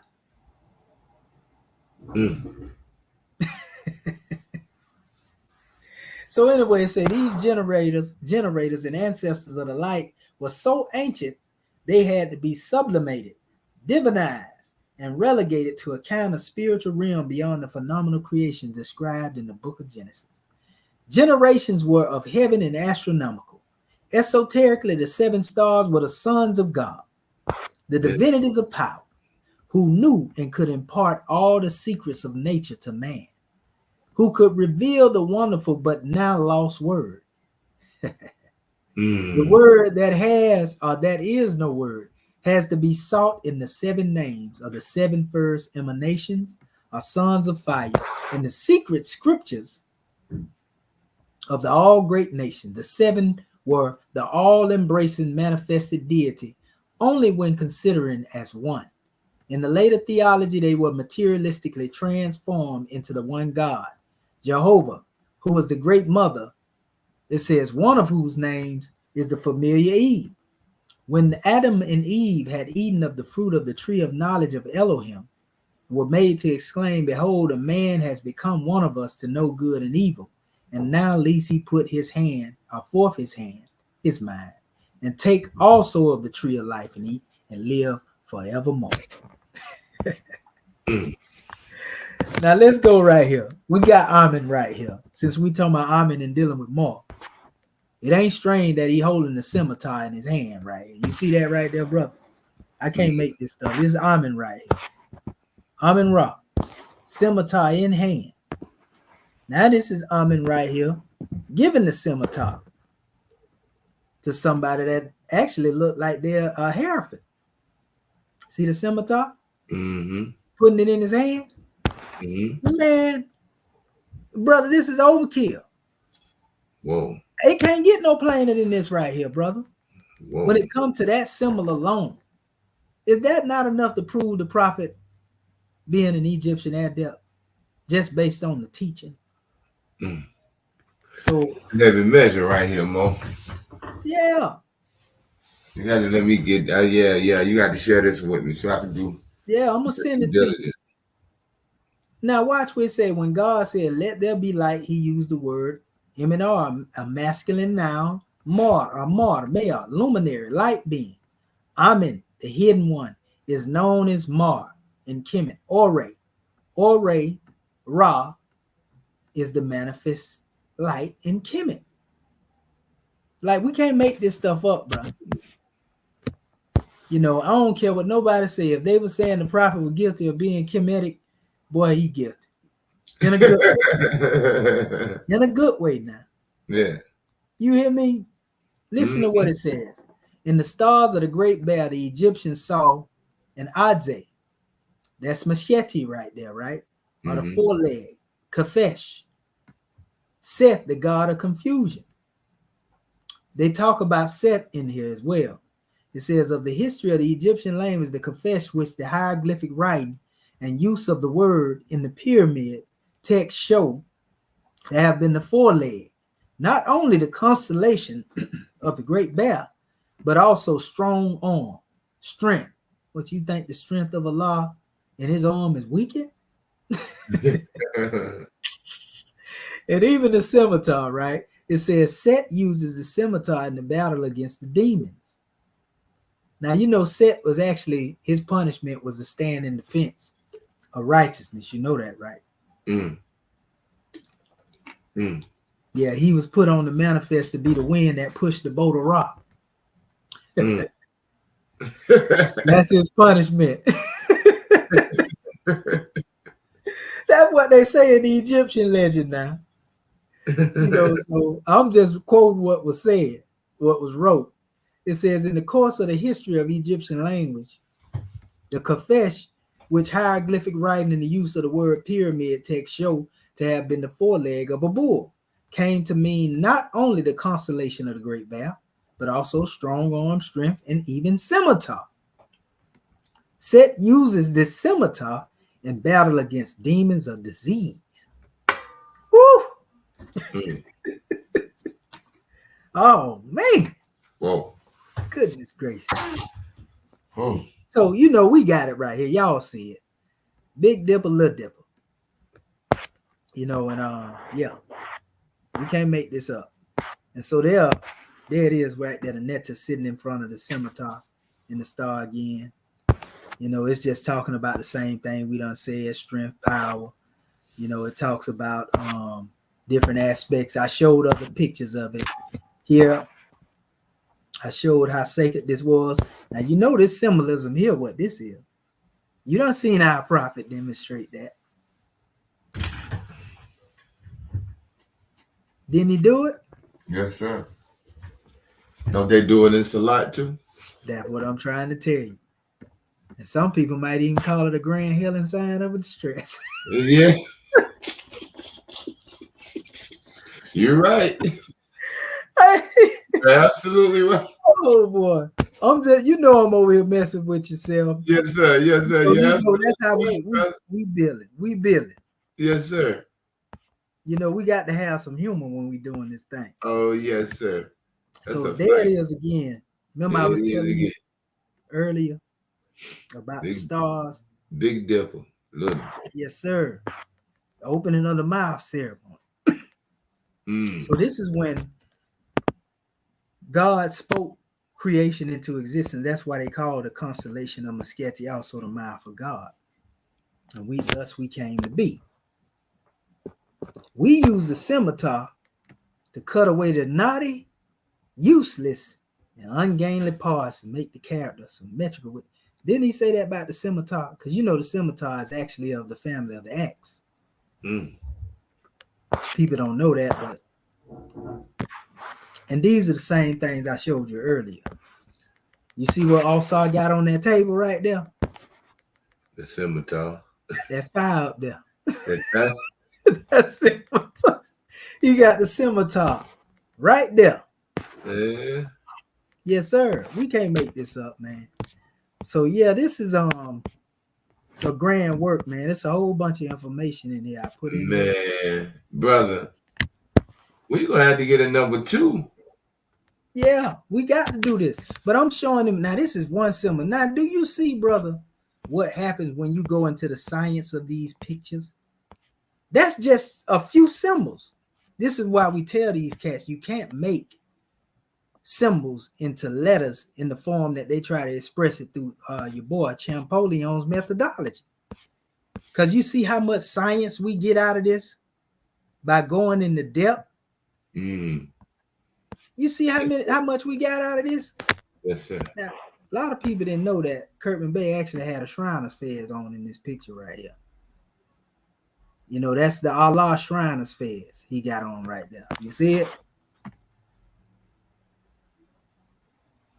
Now, in this one, he has Sultan with the symbol that the Prophet brought, with the 7 under it. See, a lot of people didn't catch that. You ever knew that, Brother 7, that was Allah, a shrine of Fez right there he had on his head? But I no. Yeah. You see the crescent, the star, the Egyptian head right there, and ALLAH. It's a clear picture out there. That's how I know what it say. But yeah. But the Prophet told more than Mark. Be honest with you, brother. I don't know if I ever seen that photo of him standing beside. You already know I'm gonna pull it all out there and put it out there. The military guard. I don't think I'd ever seen that. Yeah, that was a Garveyite right there next to him. Yep. That was a Garveyite. And check this out. If you go and look, that's what he had on his fez right now. Everything but the quadrants. Scimitar, star 7, Allah. See right here? Scimitar, star 7, Allah. And Sultan up there at the top. Prophet told us not to mark our fez though. You know, and there's really only one Sultan in the East. That's the Prophet himself. That's where he at now. He said he was due east, didn't he? That's what he said now. He said he was due east. So anyway, this is from the Resurrection Moor Science Temple. The Dingaleo brothers. The only other person that I know outside our chairman that ever expressed that symbol in that way. With the open star.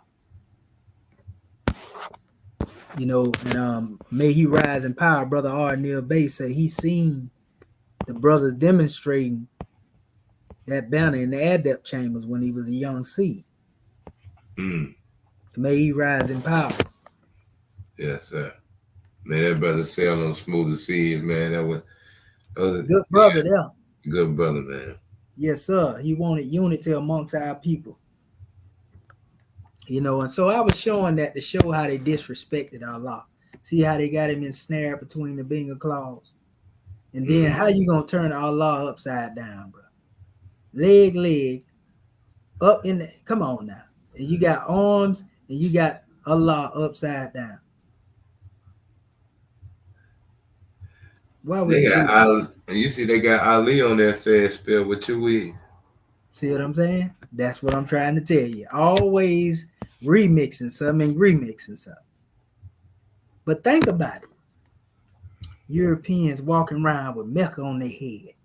Kaaba, Medina, Allah, Ali, Egyptian, Quran, Islam, Muhammad, Muslim, claiming the fame. Terrible. You know? So, you know, I was just showing that's the colonists right there. But you notice what a scimitar is on that colony flag? I wonder why they did that. Mm. But you can see the connection to them symbols I showed you in the beginning, can't you? Remember the scimitar beneath the star? I don't know why they would put the scimitar back beneath the star, but we know who created a banner here. Nothing against the brother, but we see the inspiration where it came from, don't we? Mm-hmm. We catch everything, bro. We like that owl.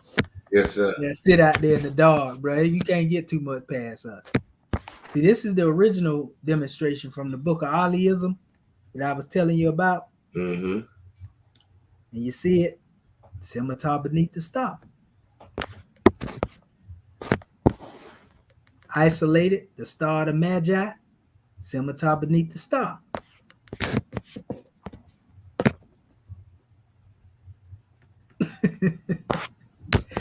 Man, we can't make this up, man. You know, scimitar is indigenous to Islamism because a lot of people be saying that it, and this was the original. Remember I told you it was originally black and gold? Uh-huh. That's the Moorish coat of arms, the original coat of arms, before I changed the color for the actual cover of what I was doing.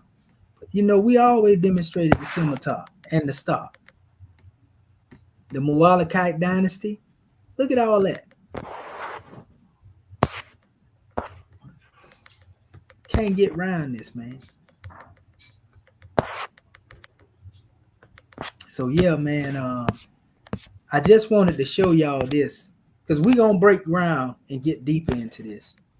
I also want to show you some other symbolism too that's hidden that people don't pay attention to. Scimitar, Saudi Arabia, star, Morocco. If we were looking at this in the form of the Hajj of the Prophet, he got the scimitar in the east, and then he took his star and principles when he came from the west, and he brought them back both to us. And this is how they'll look if we had them in that form. Come on, man.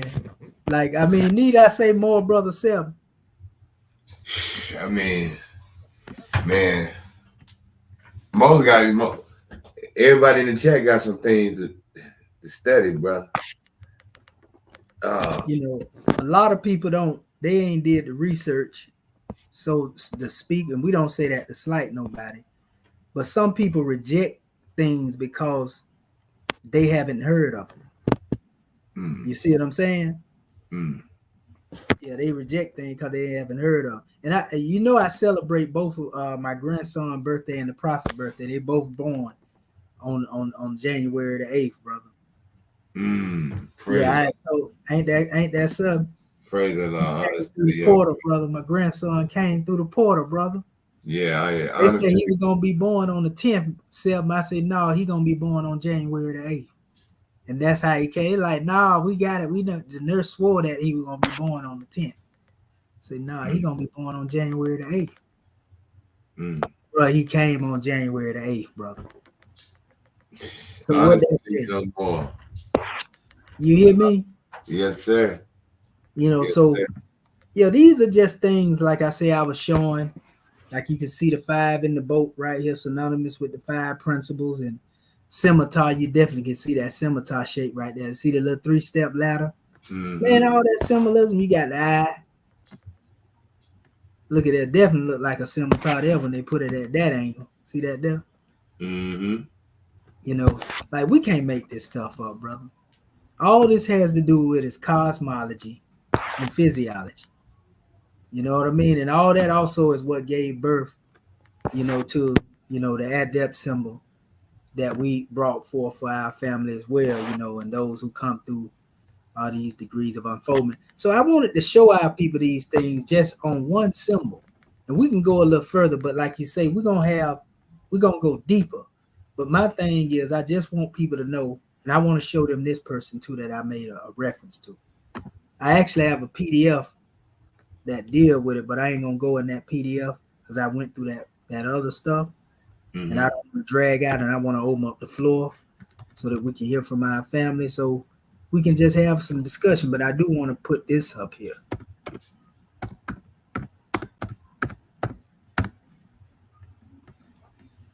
Okay. This is the brother that I was talking about. Hamid Bey. Yes, sir. And he's Egyptian born. Hamid Bey. And he used to do the same thing the prophet would do. Perform certain acts, so to speak. That's Hamid Bey right there. And he has some degrees. This is how he really looked. So he looked more Asiatic than European people. So even though they try to put him out there. And he was actually around people like Annie Besant, Blavatsky, yes. Uganda, Paramahansa, right here. Yeah, he was affiliated with him. So they was in the same circle. He came over. Yogananda? Huh? Wasn't that Yogananda in that picture? Yeah. Him and Hamid knew each other. See, they talking about Houdini down there, right down there in the bottom. Yeah, that's when Houdini met his demise, when he ran into that adept there. And there's another one that was made an adept after the time of the prophet. Remember, I told you he was a 7-ring master. But watch this. Watch this. And this one actually has a name that's similar to the prophet's high name that we were given. El-Hajj Sharif Abdul Ali. This is Haji Ali. This man used to regurgitate for distances, so to speak. But he was the other one that was known as an Egyptian adept. They got videos of this one demonstrating. That's why I said prophet definitely. Huh? He would do what, Mo? He basically was regurgitating, and they found it so at the distance that he would spew. Yeah. They found this right here to be something that was real. That was in 1937. They got the video of him doing it. But he became famous for that. And that's another picture of Haji Ali right there as well. But he was Egyptian adept, though. They say he was a fire eater. All the stuff they tried to criticize our prophet about. They was doing the same thing, brother.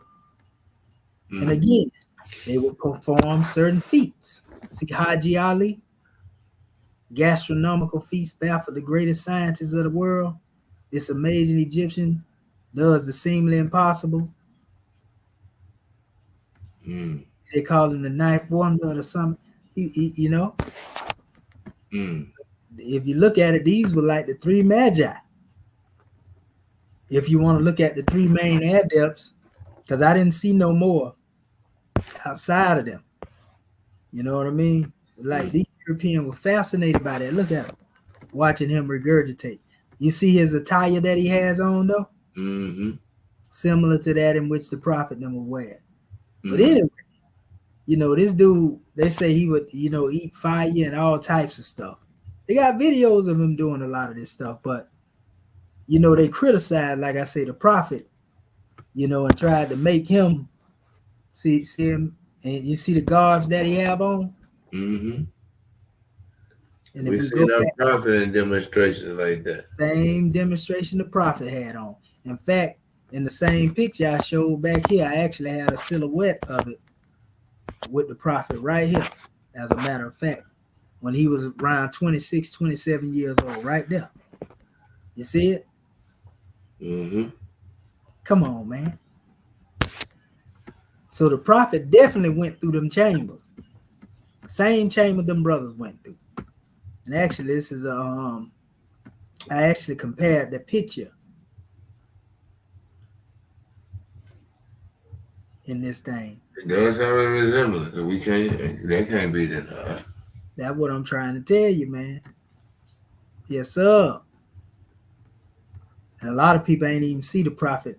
Didn't even know he was 26 years old, you know, in this picture right here. A lot of people hadn't even seen that reflection of the prophet. That's when he was called the Egyptian Adept, Professor Drew. And he was persecuted for the things that Dr. Sebi were persecuted for.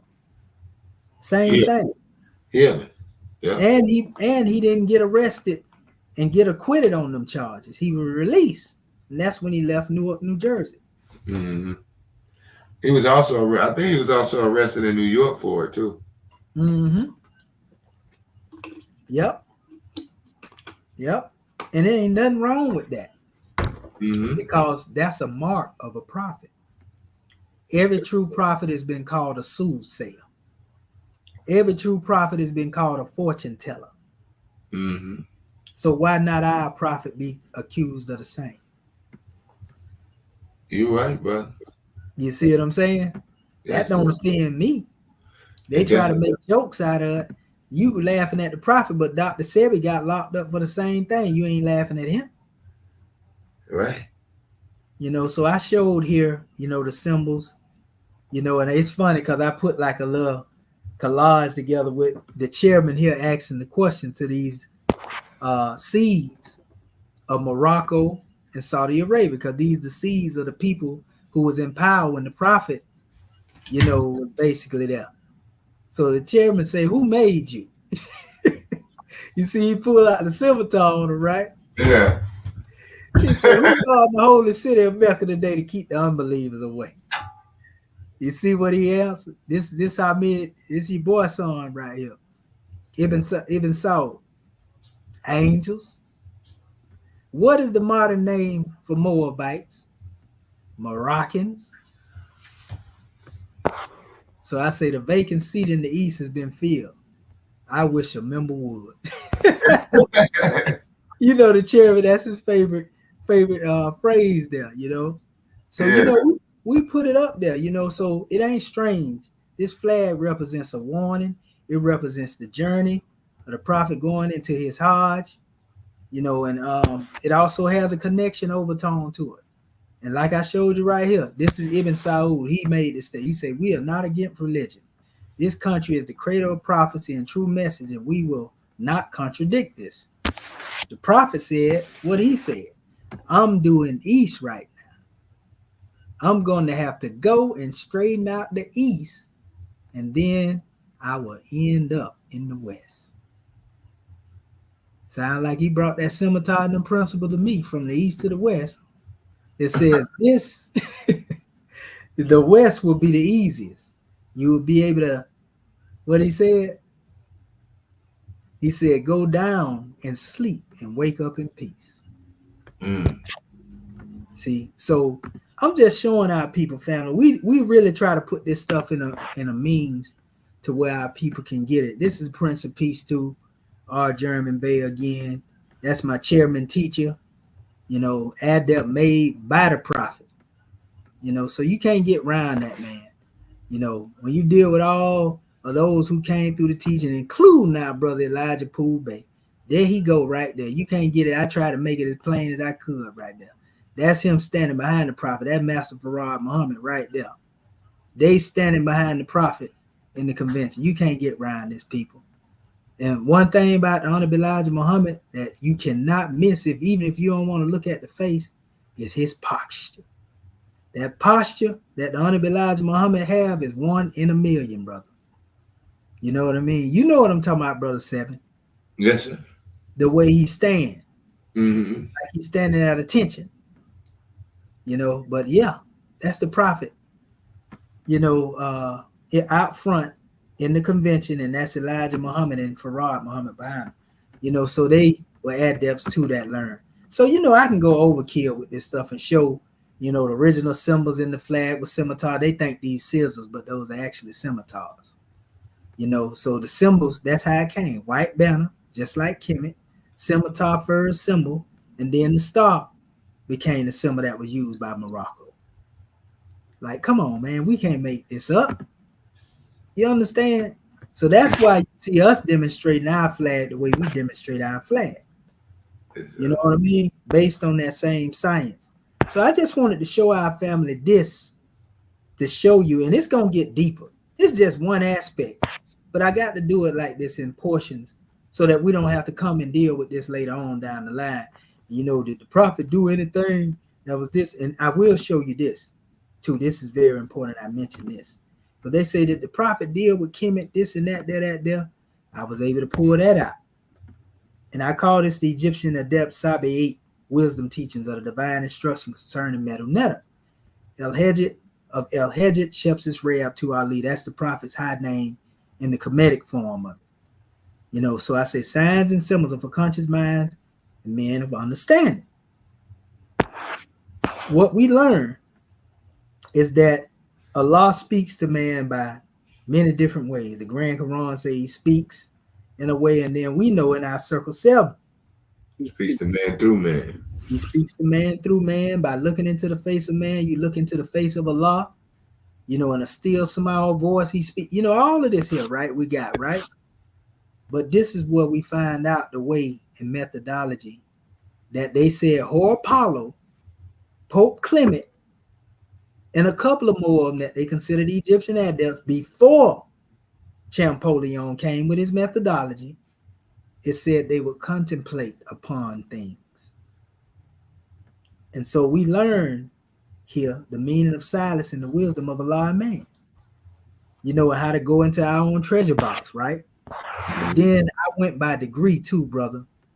You see where it says Yahushua received the mystic name and number and passed the first brotherhood test? Yeah. Look what Yahushua was told. Told him to contemplate upon them. He told him to contemplate. He didn't tell him the meanings. He told him to contemplate the meaning. Right. He didn't say go get a dictionary. He said the chamber walls were marked with mystic signs and with hieroglyphs and sacred texts. And in the chamber, Yahushua found himself alone, where he remained for many days. And he read the sacred texts and thought out the meanings of the hieroglyphs. And sought the import of the master charge to find himself. What did Yahushua looking at the meanings of the hieroglyph have to do with finding himself, brother? So basically, when they ask us the methodology, you know, or what the prophet, if he brought you this teaching, then what do you think his methodology would have been? The same as what's right here. And that's what everybody says. It's another area right here in the third brotherhood test. Notice it's going by degrees now. You know, it says the Logos waited 7 days and then was taken to the hall of fame in a chamber rich with furnaces, lit or lighting up with gold and silver lamps, and the colors of the ceiling decoration, furnishing, and walls were blue and gold. Its shelves were filled with books of masterminds. What? But let's go to this one. Yahushua was entranced with all this eloquence, and these manifests of thought, he read the sacred books and sought the meaning of the symbols of the hieroglyphs. Oh my God. So y'all think that I'm saying this here and this, I'm making it up. This is the circle 7. This is the chapters we add in there from what they call the red book, all of them part of one. But it says, in the land there was no place more grandly furnished than the beauty parlors of the temple of the sun. And a few students ever entered these rooms. The priest guarded them with awe and called them halls of the mysteries. So the mystery is within us. And then the senior course, remember I told you how them degrees that they have in the red book are not of the senior course? See, the senior course of study is open up when you get into what they like to call the Crowder Rapport. And Yehoshua entered and became a pupil of the Heruphant. He learned the secrets of the mystic lore of Egypt land, the mysteries of life and of death, and of the world beyond the circle of the sun. Didn't the prophet say he was going to take the boys up above the sun, moon, stars, and all around the almighty throne of Allah? Yes, sir, he did. Hey, more. Yes, They sir. think he be playing over here. But you know, so last but not least, we are told in our Moorish Holy Quran, he hath endued thee with reason to maintain thy dominion. He had fitted thee with language to improve thy society, and exalted thy mind with the powers of meditation to contemplate and adore his inimitable perfections. And that's reading the book of creation, good brother. Weak and ignorant as thou art, O man, humble as thou oughtest to be, O child of the dust, wouldst thou raise thy thoughts to infinite wisdom? Wouldst thou see omnipotence displayed before thee? Contemplate thy frame. Know thyself. So I'm going to stop right there, Greg, man. If that ain't Kemetic, brother, in Egyptian, what is? Mo. What is? Yeah, I know you was going to demonstrate, but you went there with that thigh. Yes, sir. You went there with the thigh, beloved. Oh, come back in. Seemed like the brother went out for a second there. Where's our brother at? Maybe he'll come back. Because I definitely... Yes, sir. Yeah, we don't know what happened, Mo. Yeah, I was trying to close out the dang on window and mess around and hit leave studio. We ain't doing that. Yes, sir. We're trying to hear from our family. Go ahead, good brother. Yes, sir, man. You went there with that thigh demonstration, man. I appreciate honors and gratitude for that presentation. When Jacob wrestled with God, what did he say he had to touch?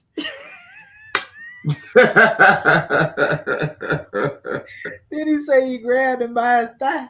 Yeah. Oh man, and his name was written upon it. We know what's written on our scimitar. Yeah. Justice. Yes, sir. Yes, sir. Hey, you know we got to put them keys out there. Go ahead, Mo. Yes, sir, man. We appreciate that, man. Man, the family that were in seems as though they enjoyed the demonstration. I mean, y'all free to family in the comment section. Y'all free to type, free to comment. I mean, yes, sir. Okay, Yeah, y'all. we got a brother said absolutely. Who is that? Oniris Benu Montura. He said absolutely. Rising Realm said this is grand. Creator of the boundless universe. He said, know thyself. He's in agreement. Rising Realms wants to know, how can we obtain the literature presented for studying? Oh, we putting it out here now. We gonna send what we was talking about earlier out. You just email me at Egyptian Adept at gmail.com. Yes, sir. Egyptian Adept at gmail.com. Contact the brother. Yeah, I see one brother asked about the Canaanite Moors, aka Phoenicians, created the alphabet from Medu Neter. Well, they created one form of it. You know, because it all come from hieratic. You know, Phoenician come from hieratic. And this brother right here is most definitely swift with where is the StreamYard tonight, more? Where is the StreamYard? What do you mean, where is the StreamYard? What do you mean, brother?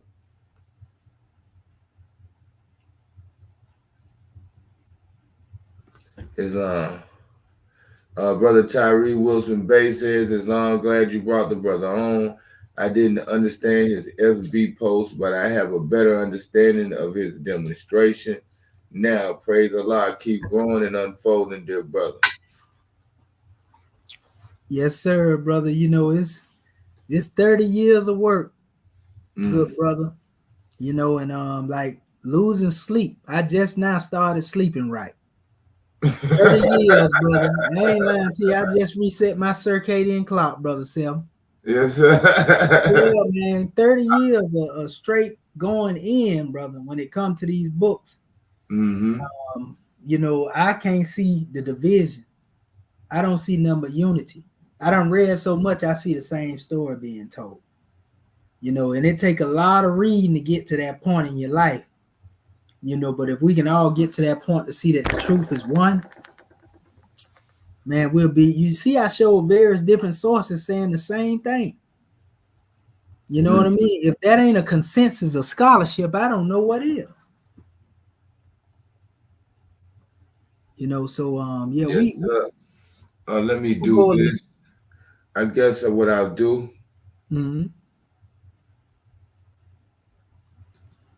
Now, what I'm gonna do, I'm gonna place this link Yes, sir. in the chat, and I'll bring one person up at a time. If you would like, if you have a question or you would like to make a comment. Also, don't forget to support the channel. We have super thanks, we have super chats, we have the Cash App posted in the comment section. Don't forget to support the channel, and we appreciate you. That's right. Support this brother channel. There's a good brother right here. Give me 1 second real quick, too, Muslim. Why they coming on? Why they come on? Yes, sir.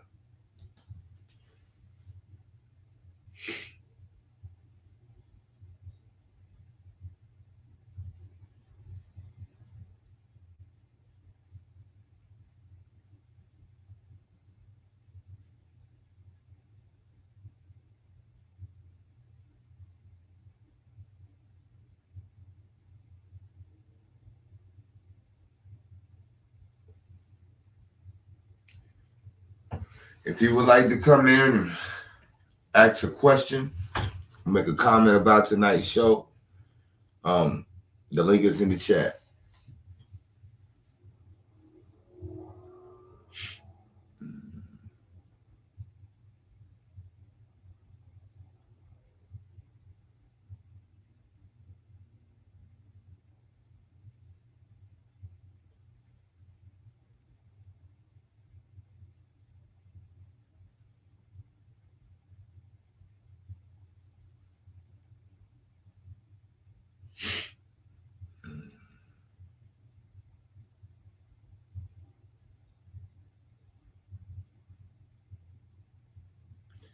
Yes, sir.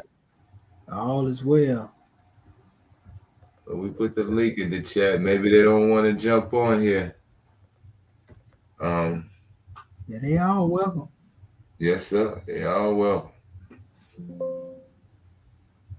What did I just hear?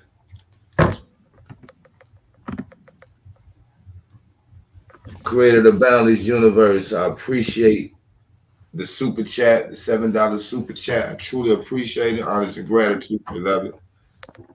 Honest to that brother. Yeah, I know the brother creator of the Boundless Universe. He a good brother.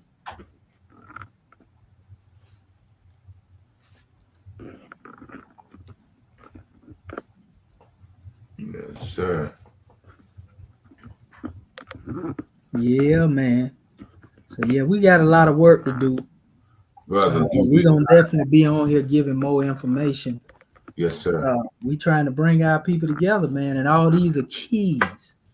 If you look at these keys and we use them, man, they'll unite the whole, you know, of our people. Yes, sir. You know, that's what we trying to do. Show them, man, we all connected. Like Frankie Beverly Mays, we are one. Again, right quick.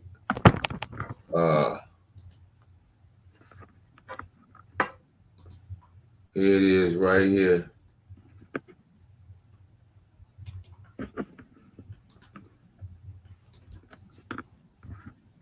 I just put the link in again. Matter of fact, I'll show it right here.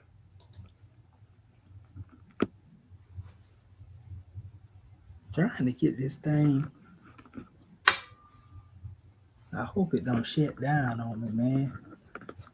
I'm trying to get this on because I got a short in this cord. Oh yes, sir. Yes, sir. I got to Bro, I buy me. know how them I gotta, electronics do, brother, man. okay, there we go, right there. I think it's finna. Yes, sir. Hold up. Let me see. I got to buy me a nutting is what it is. Must be some technical difficulties or something on this demo, cause Yeah, what they got going? I don't know. It says not coming up. What? Yeah, I put the link in Oh there. man, Rome trying to shatter banners. Yeah, I hope they ain't playing like that. Cause I put, he said he don't. I guess he don't see it.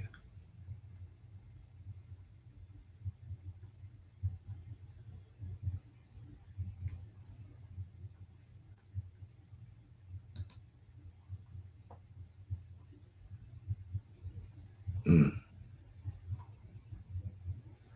I don't see why. I mean, I put the link in there. I don't know why. I put it in there twice, actually. I put it in there once more. That's about all I can do is put it in there. It is. Yes, it is, brother. I got it right here posted to the screen. If you see right here in the screen, the link is posted right here. However, my brother's having a couple of difficulties with his device, so we'll bear with him just for a second.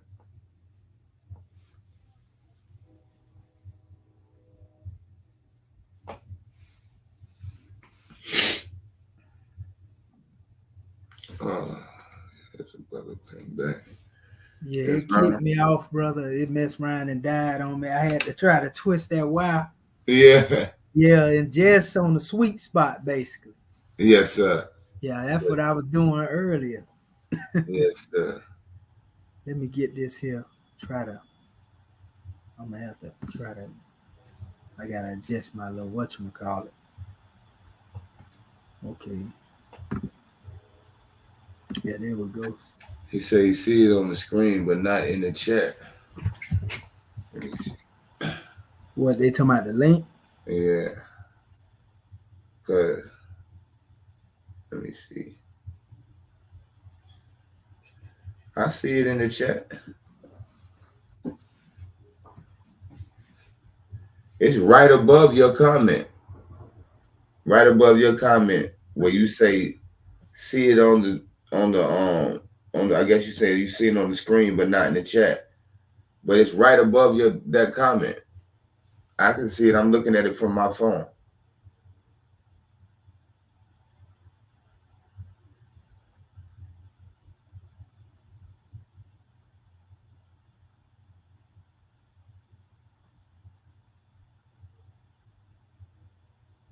I don't know what them. I don't know why it's not coming up because I can see it on my phone, on my device, and here on the computer. So I don't see what's going on. Might be something with the brother's devices. So Yeah, that's you have crazy. any good books for our kids to learn from? Here's a question from Oniris. He says, "Do you have any good books for our kids to learn from?" Well, our kids can learn from any book if we teach it by degrees. Mm-hmm. So, any book is good. But it depends on what you're trying to teach them. What lessons you trying to give them, and so you can base your methodology off of that. What lesson you trying to get them to learn. Do you want them to learn, love or truth? All these things can be taught by degrees. Mm-hmm. You don't have to pour it all on them at one time because they got a lot of room for growth. Yes, sir. Islam, if you're in the chat and you can see that StreamYard link in the chat, hit number 1 for me because the brother created a boundless universe. can't see it on his device, but we just want to know if you can see it.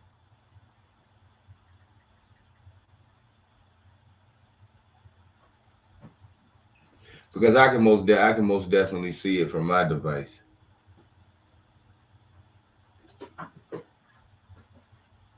If you can see it in the chat, hit 1. If you can't see the StreamYard link in the chat, hit 2.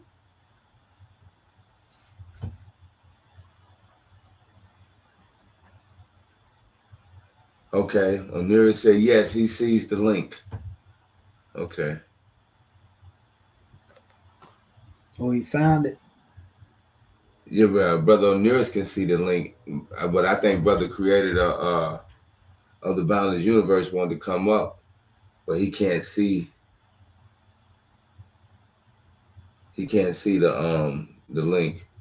Right. But he said he wants me to make sure I have you back. Yes, sir. Oh yeah, brother Selm, solid, man. Yes, sir. Yeah, I'm definitely gonna have the brother back. We're gonna continue this demonstration because I know he got plenty of degrees, you know, to He like well as him. yes, sir. You know, it never run dry. Yes, sir, like the well exam. Yes, sir. Well, more like everybody, you know, pretty much calm down for the night. I think you gave him a nice dose of information. Plenty to contemplate, plenty to study and research, and you gave them the slides, so they can always go back, look at the slides, screenshot, take notes, do whatever it is that they desire to, you know, draw from and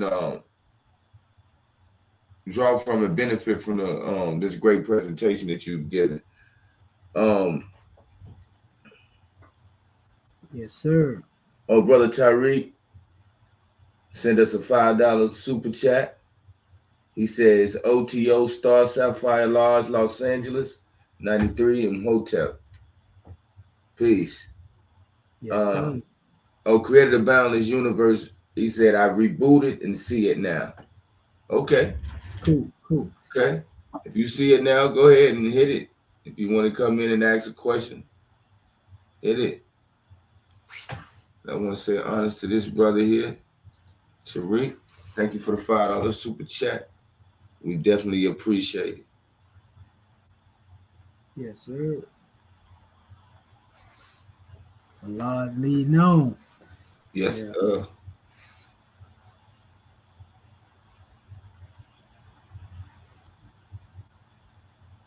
Okay. I don't know if he wanted it. I think he just wanted me to put it in there so ones who did want to come in, they can come in. You know, they can hit it and come in. Mm-hmm. But it is getting a little late, Mo. Yeah, most definitely. We done pulled the age of Aquarius on the people. Yes, sir. Yes, sir. The most definitely demonstrated that water bearer degree. Yes, sir. We'll do. Yes, sir. Yeah, you definitely dipped the big dip in the pail of water, sir. Yes, sir. You did that. Again, I want to say honest and gratitude for you coming on. And since this is your day, I know you're always pretty much free this day.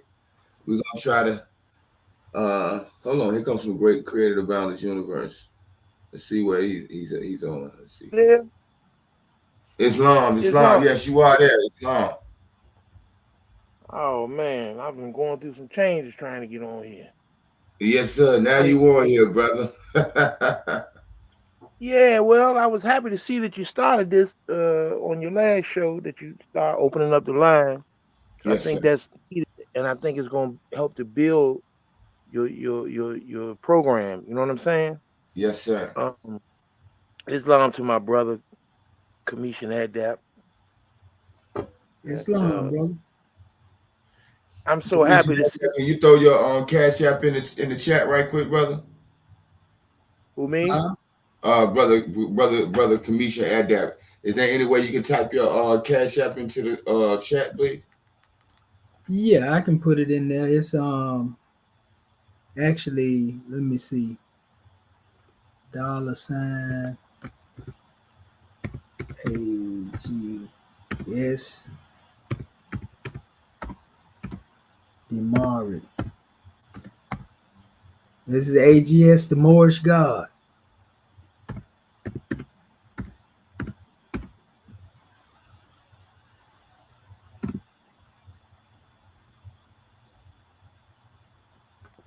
And we appreciate, all the blessings, contributions, Yes, and sir. everything y'all brothers, contribute. So Allah is definitely leading on, the victory is sure.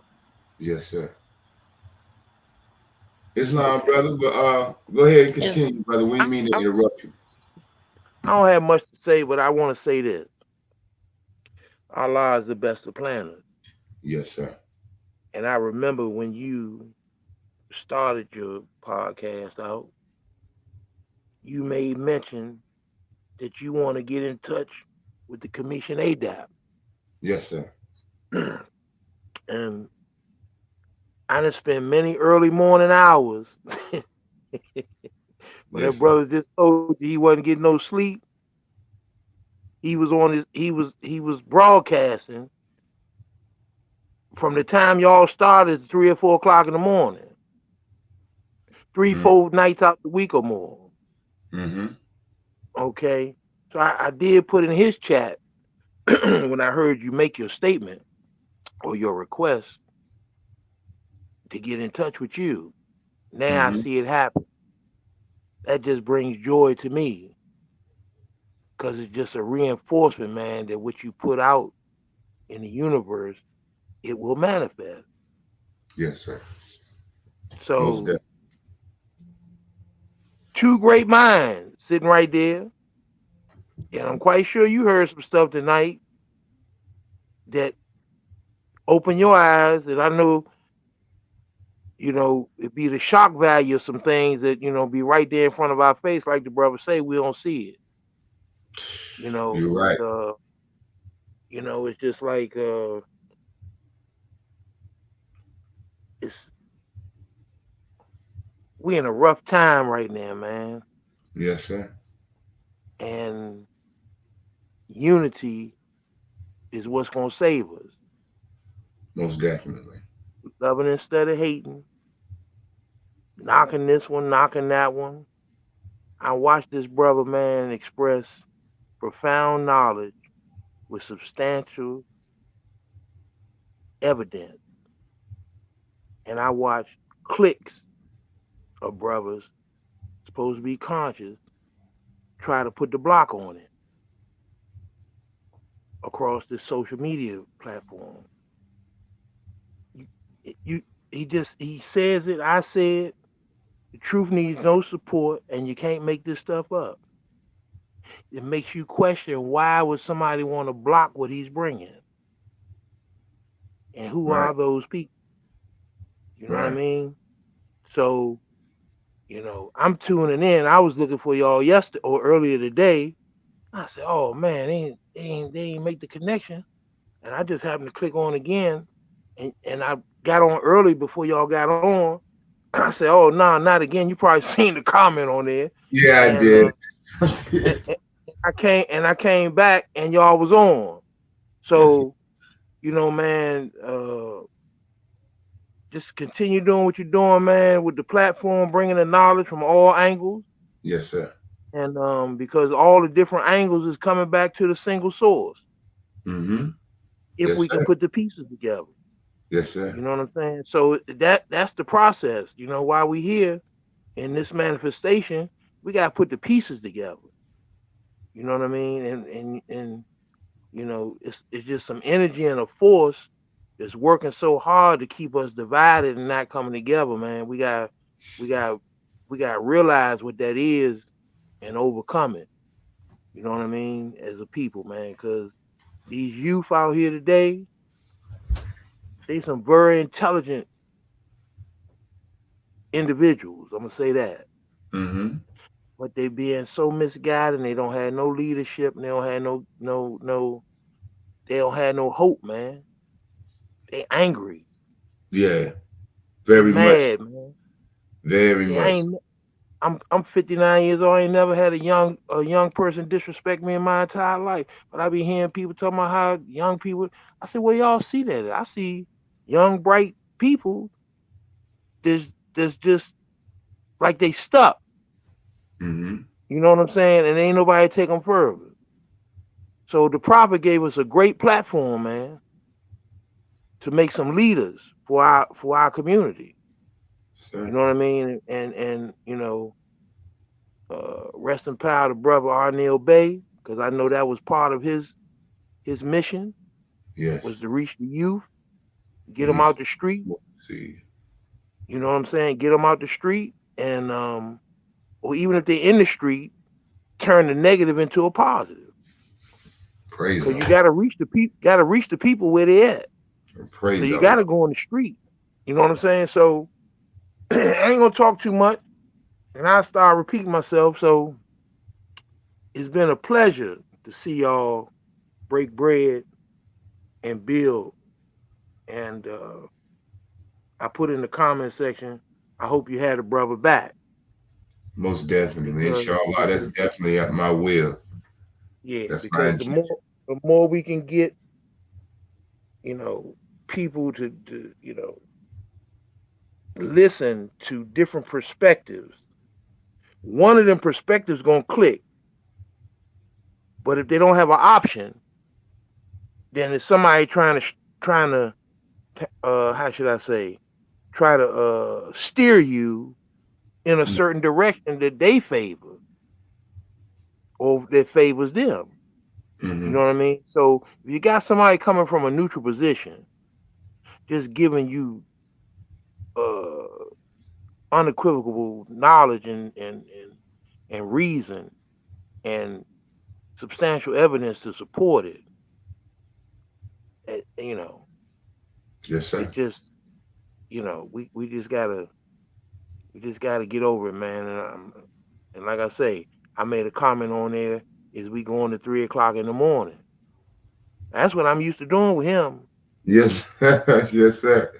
Yes, He sir. gonna he gonna stay up. And I mentioned this StreamYard to you a couple months ago. You know what I mean? Because typing in the chat a lot, like I'm on my phone chapping. I got big fingers. That's why it's taking me so long to respond back to you.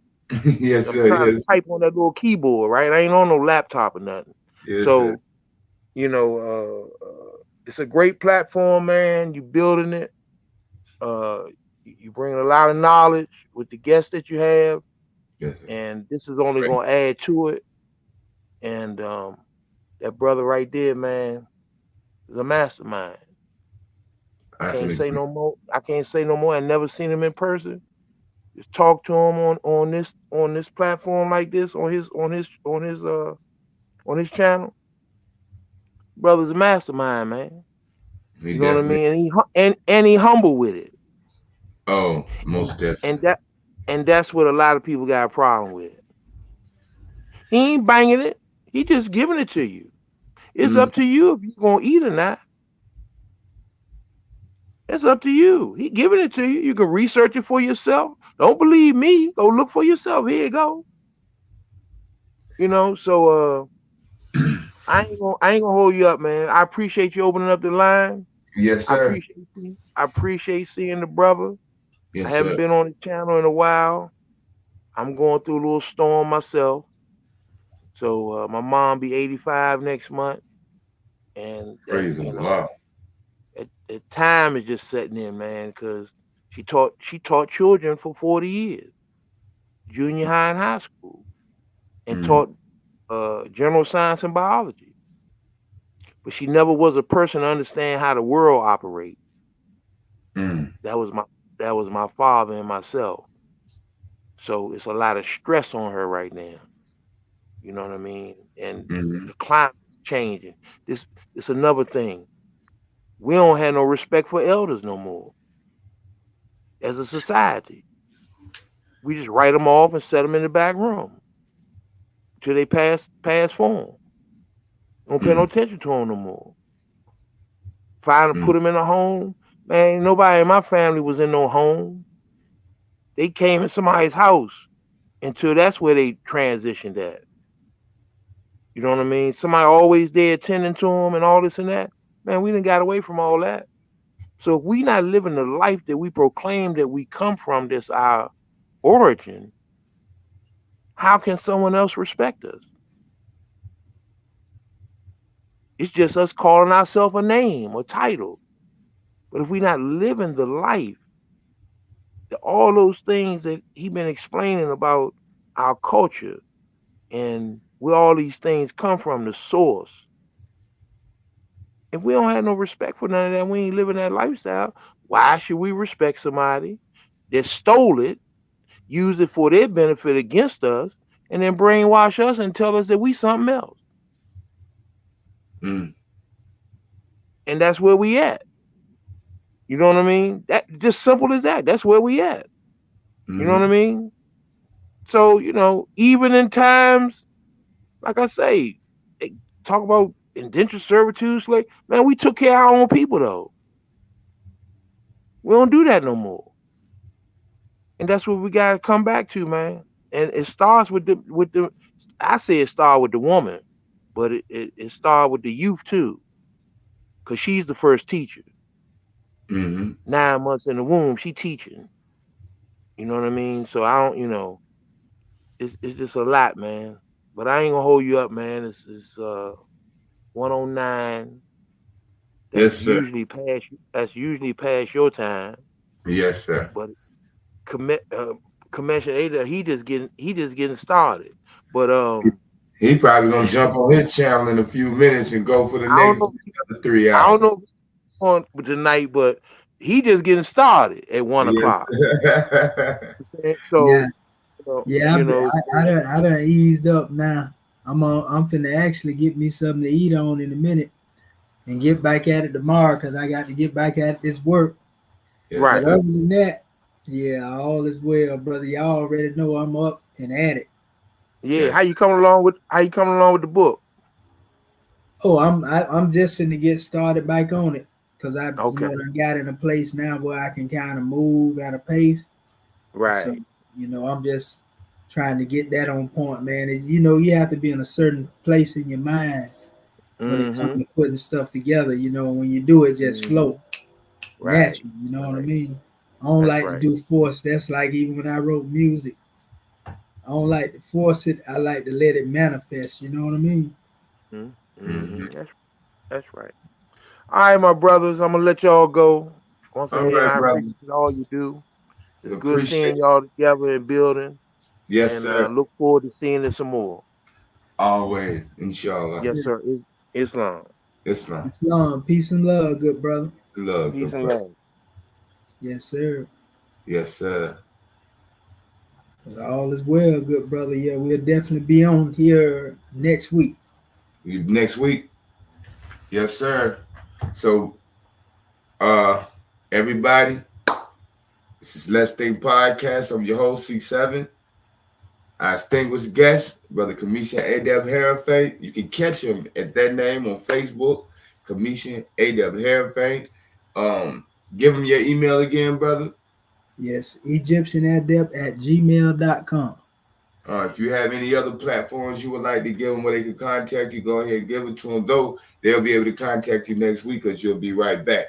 But Right. however, they might want to get with you throughout the week or however. So if you want to give them Yeah, any other, I be on Facebook pretty active. You can see I use that as my teaching apparatus. yes, sir. So as well. So I'm there as well. I ain't even been on my whatchamacallit. I be on YouTube. I ain't been on my TikTok in a minute. I gotta put some more content on that. Mm-hmm. But start making more anyway. Yes, But sir. I got a TikTok as well as Egyptian, adept as well. So yeah, we on there. And Yes, some sir. of my profiles have the links to them. So if you follow me on one profile, I have it on the other as well. All right. All right. All is well, good brother. All is well. So, brother, man, enjoy. Well, I'm gonna end it live, so we stay on. I wanted to ask you something Yes, sir. before you got missing. But Yes, to the chat, honors and gratitude for everybody that came through. Um, check out, be ready for the brother again next week, Saturday, same time. What's this, Friday, right? Friday, yes, sir. Friday, same time. I'm tripping. No, it's not. It is Saturday right now, but It's Saturday right now, right? But it's Friday.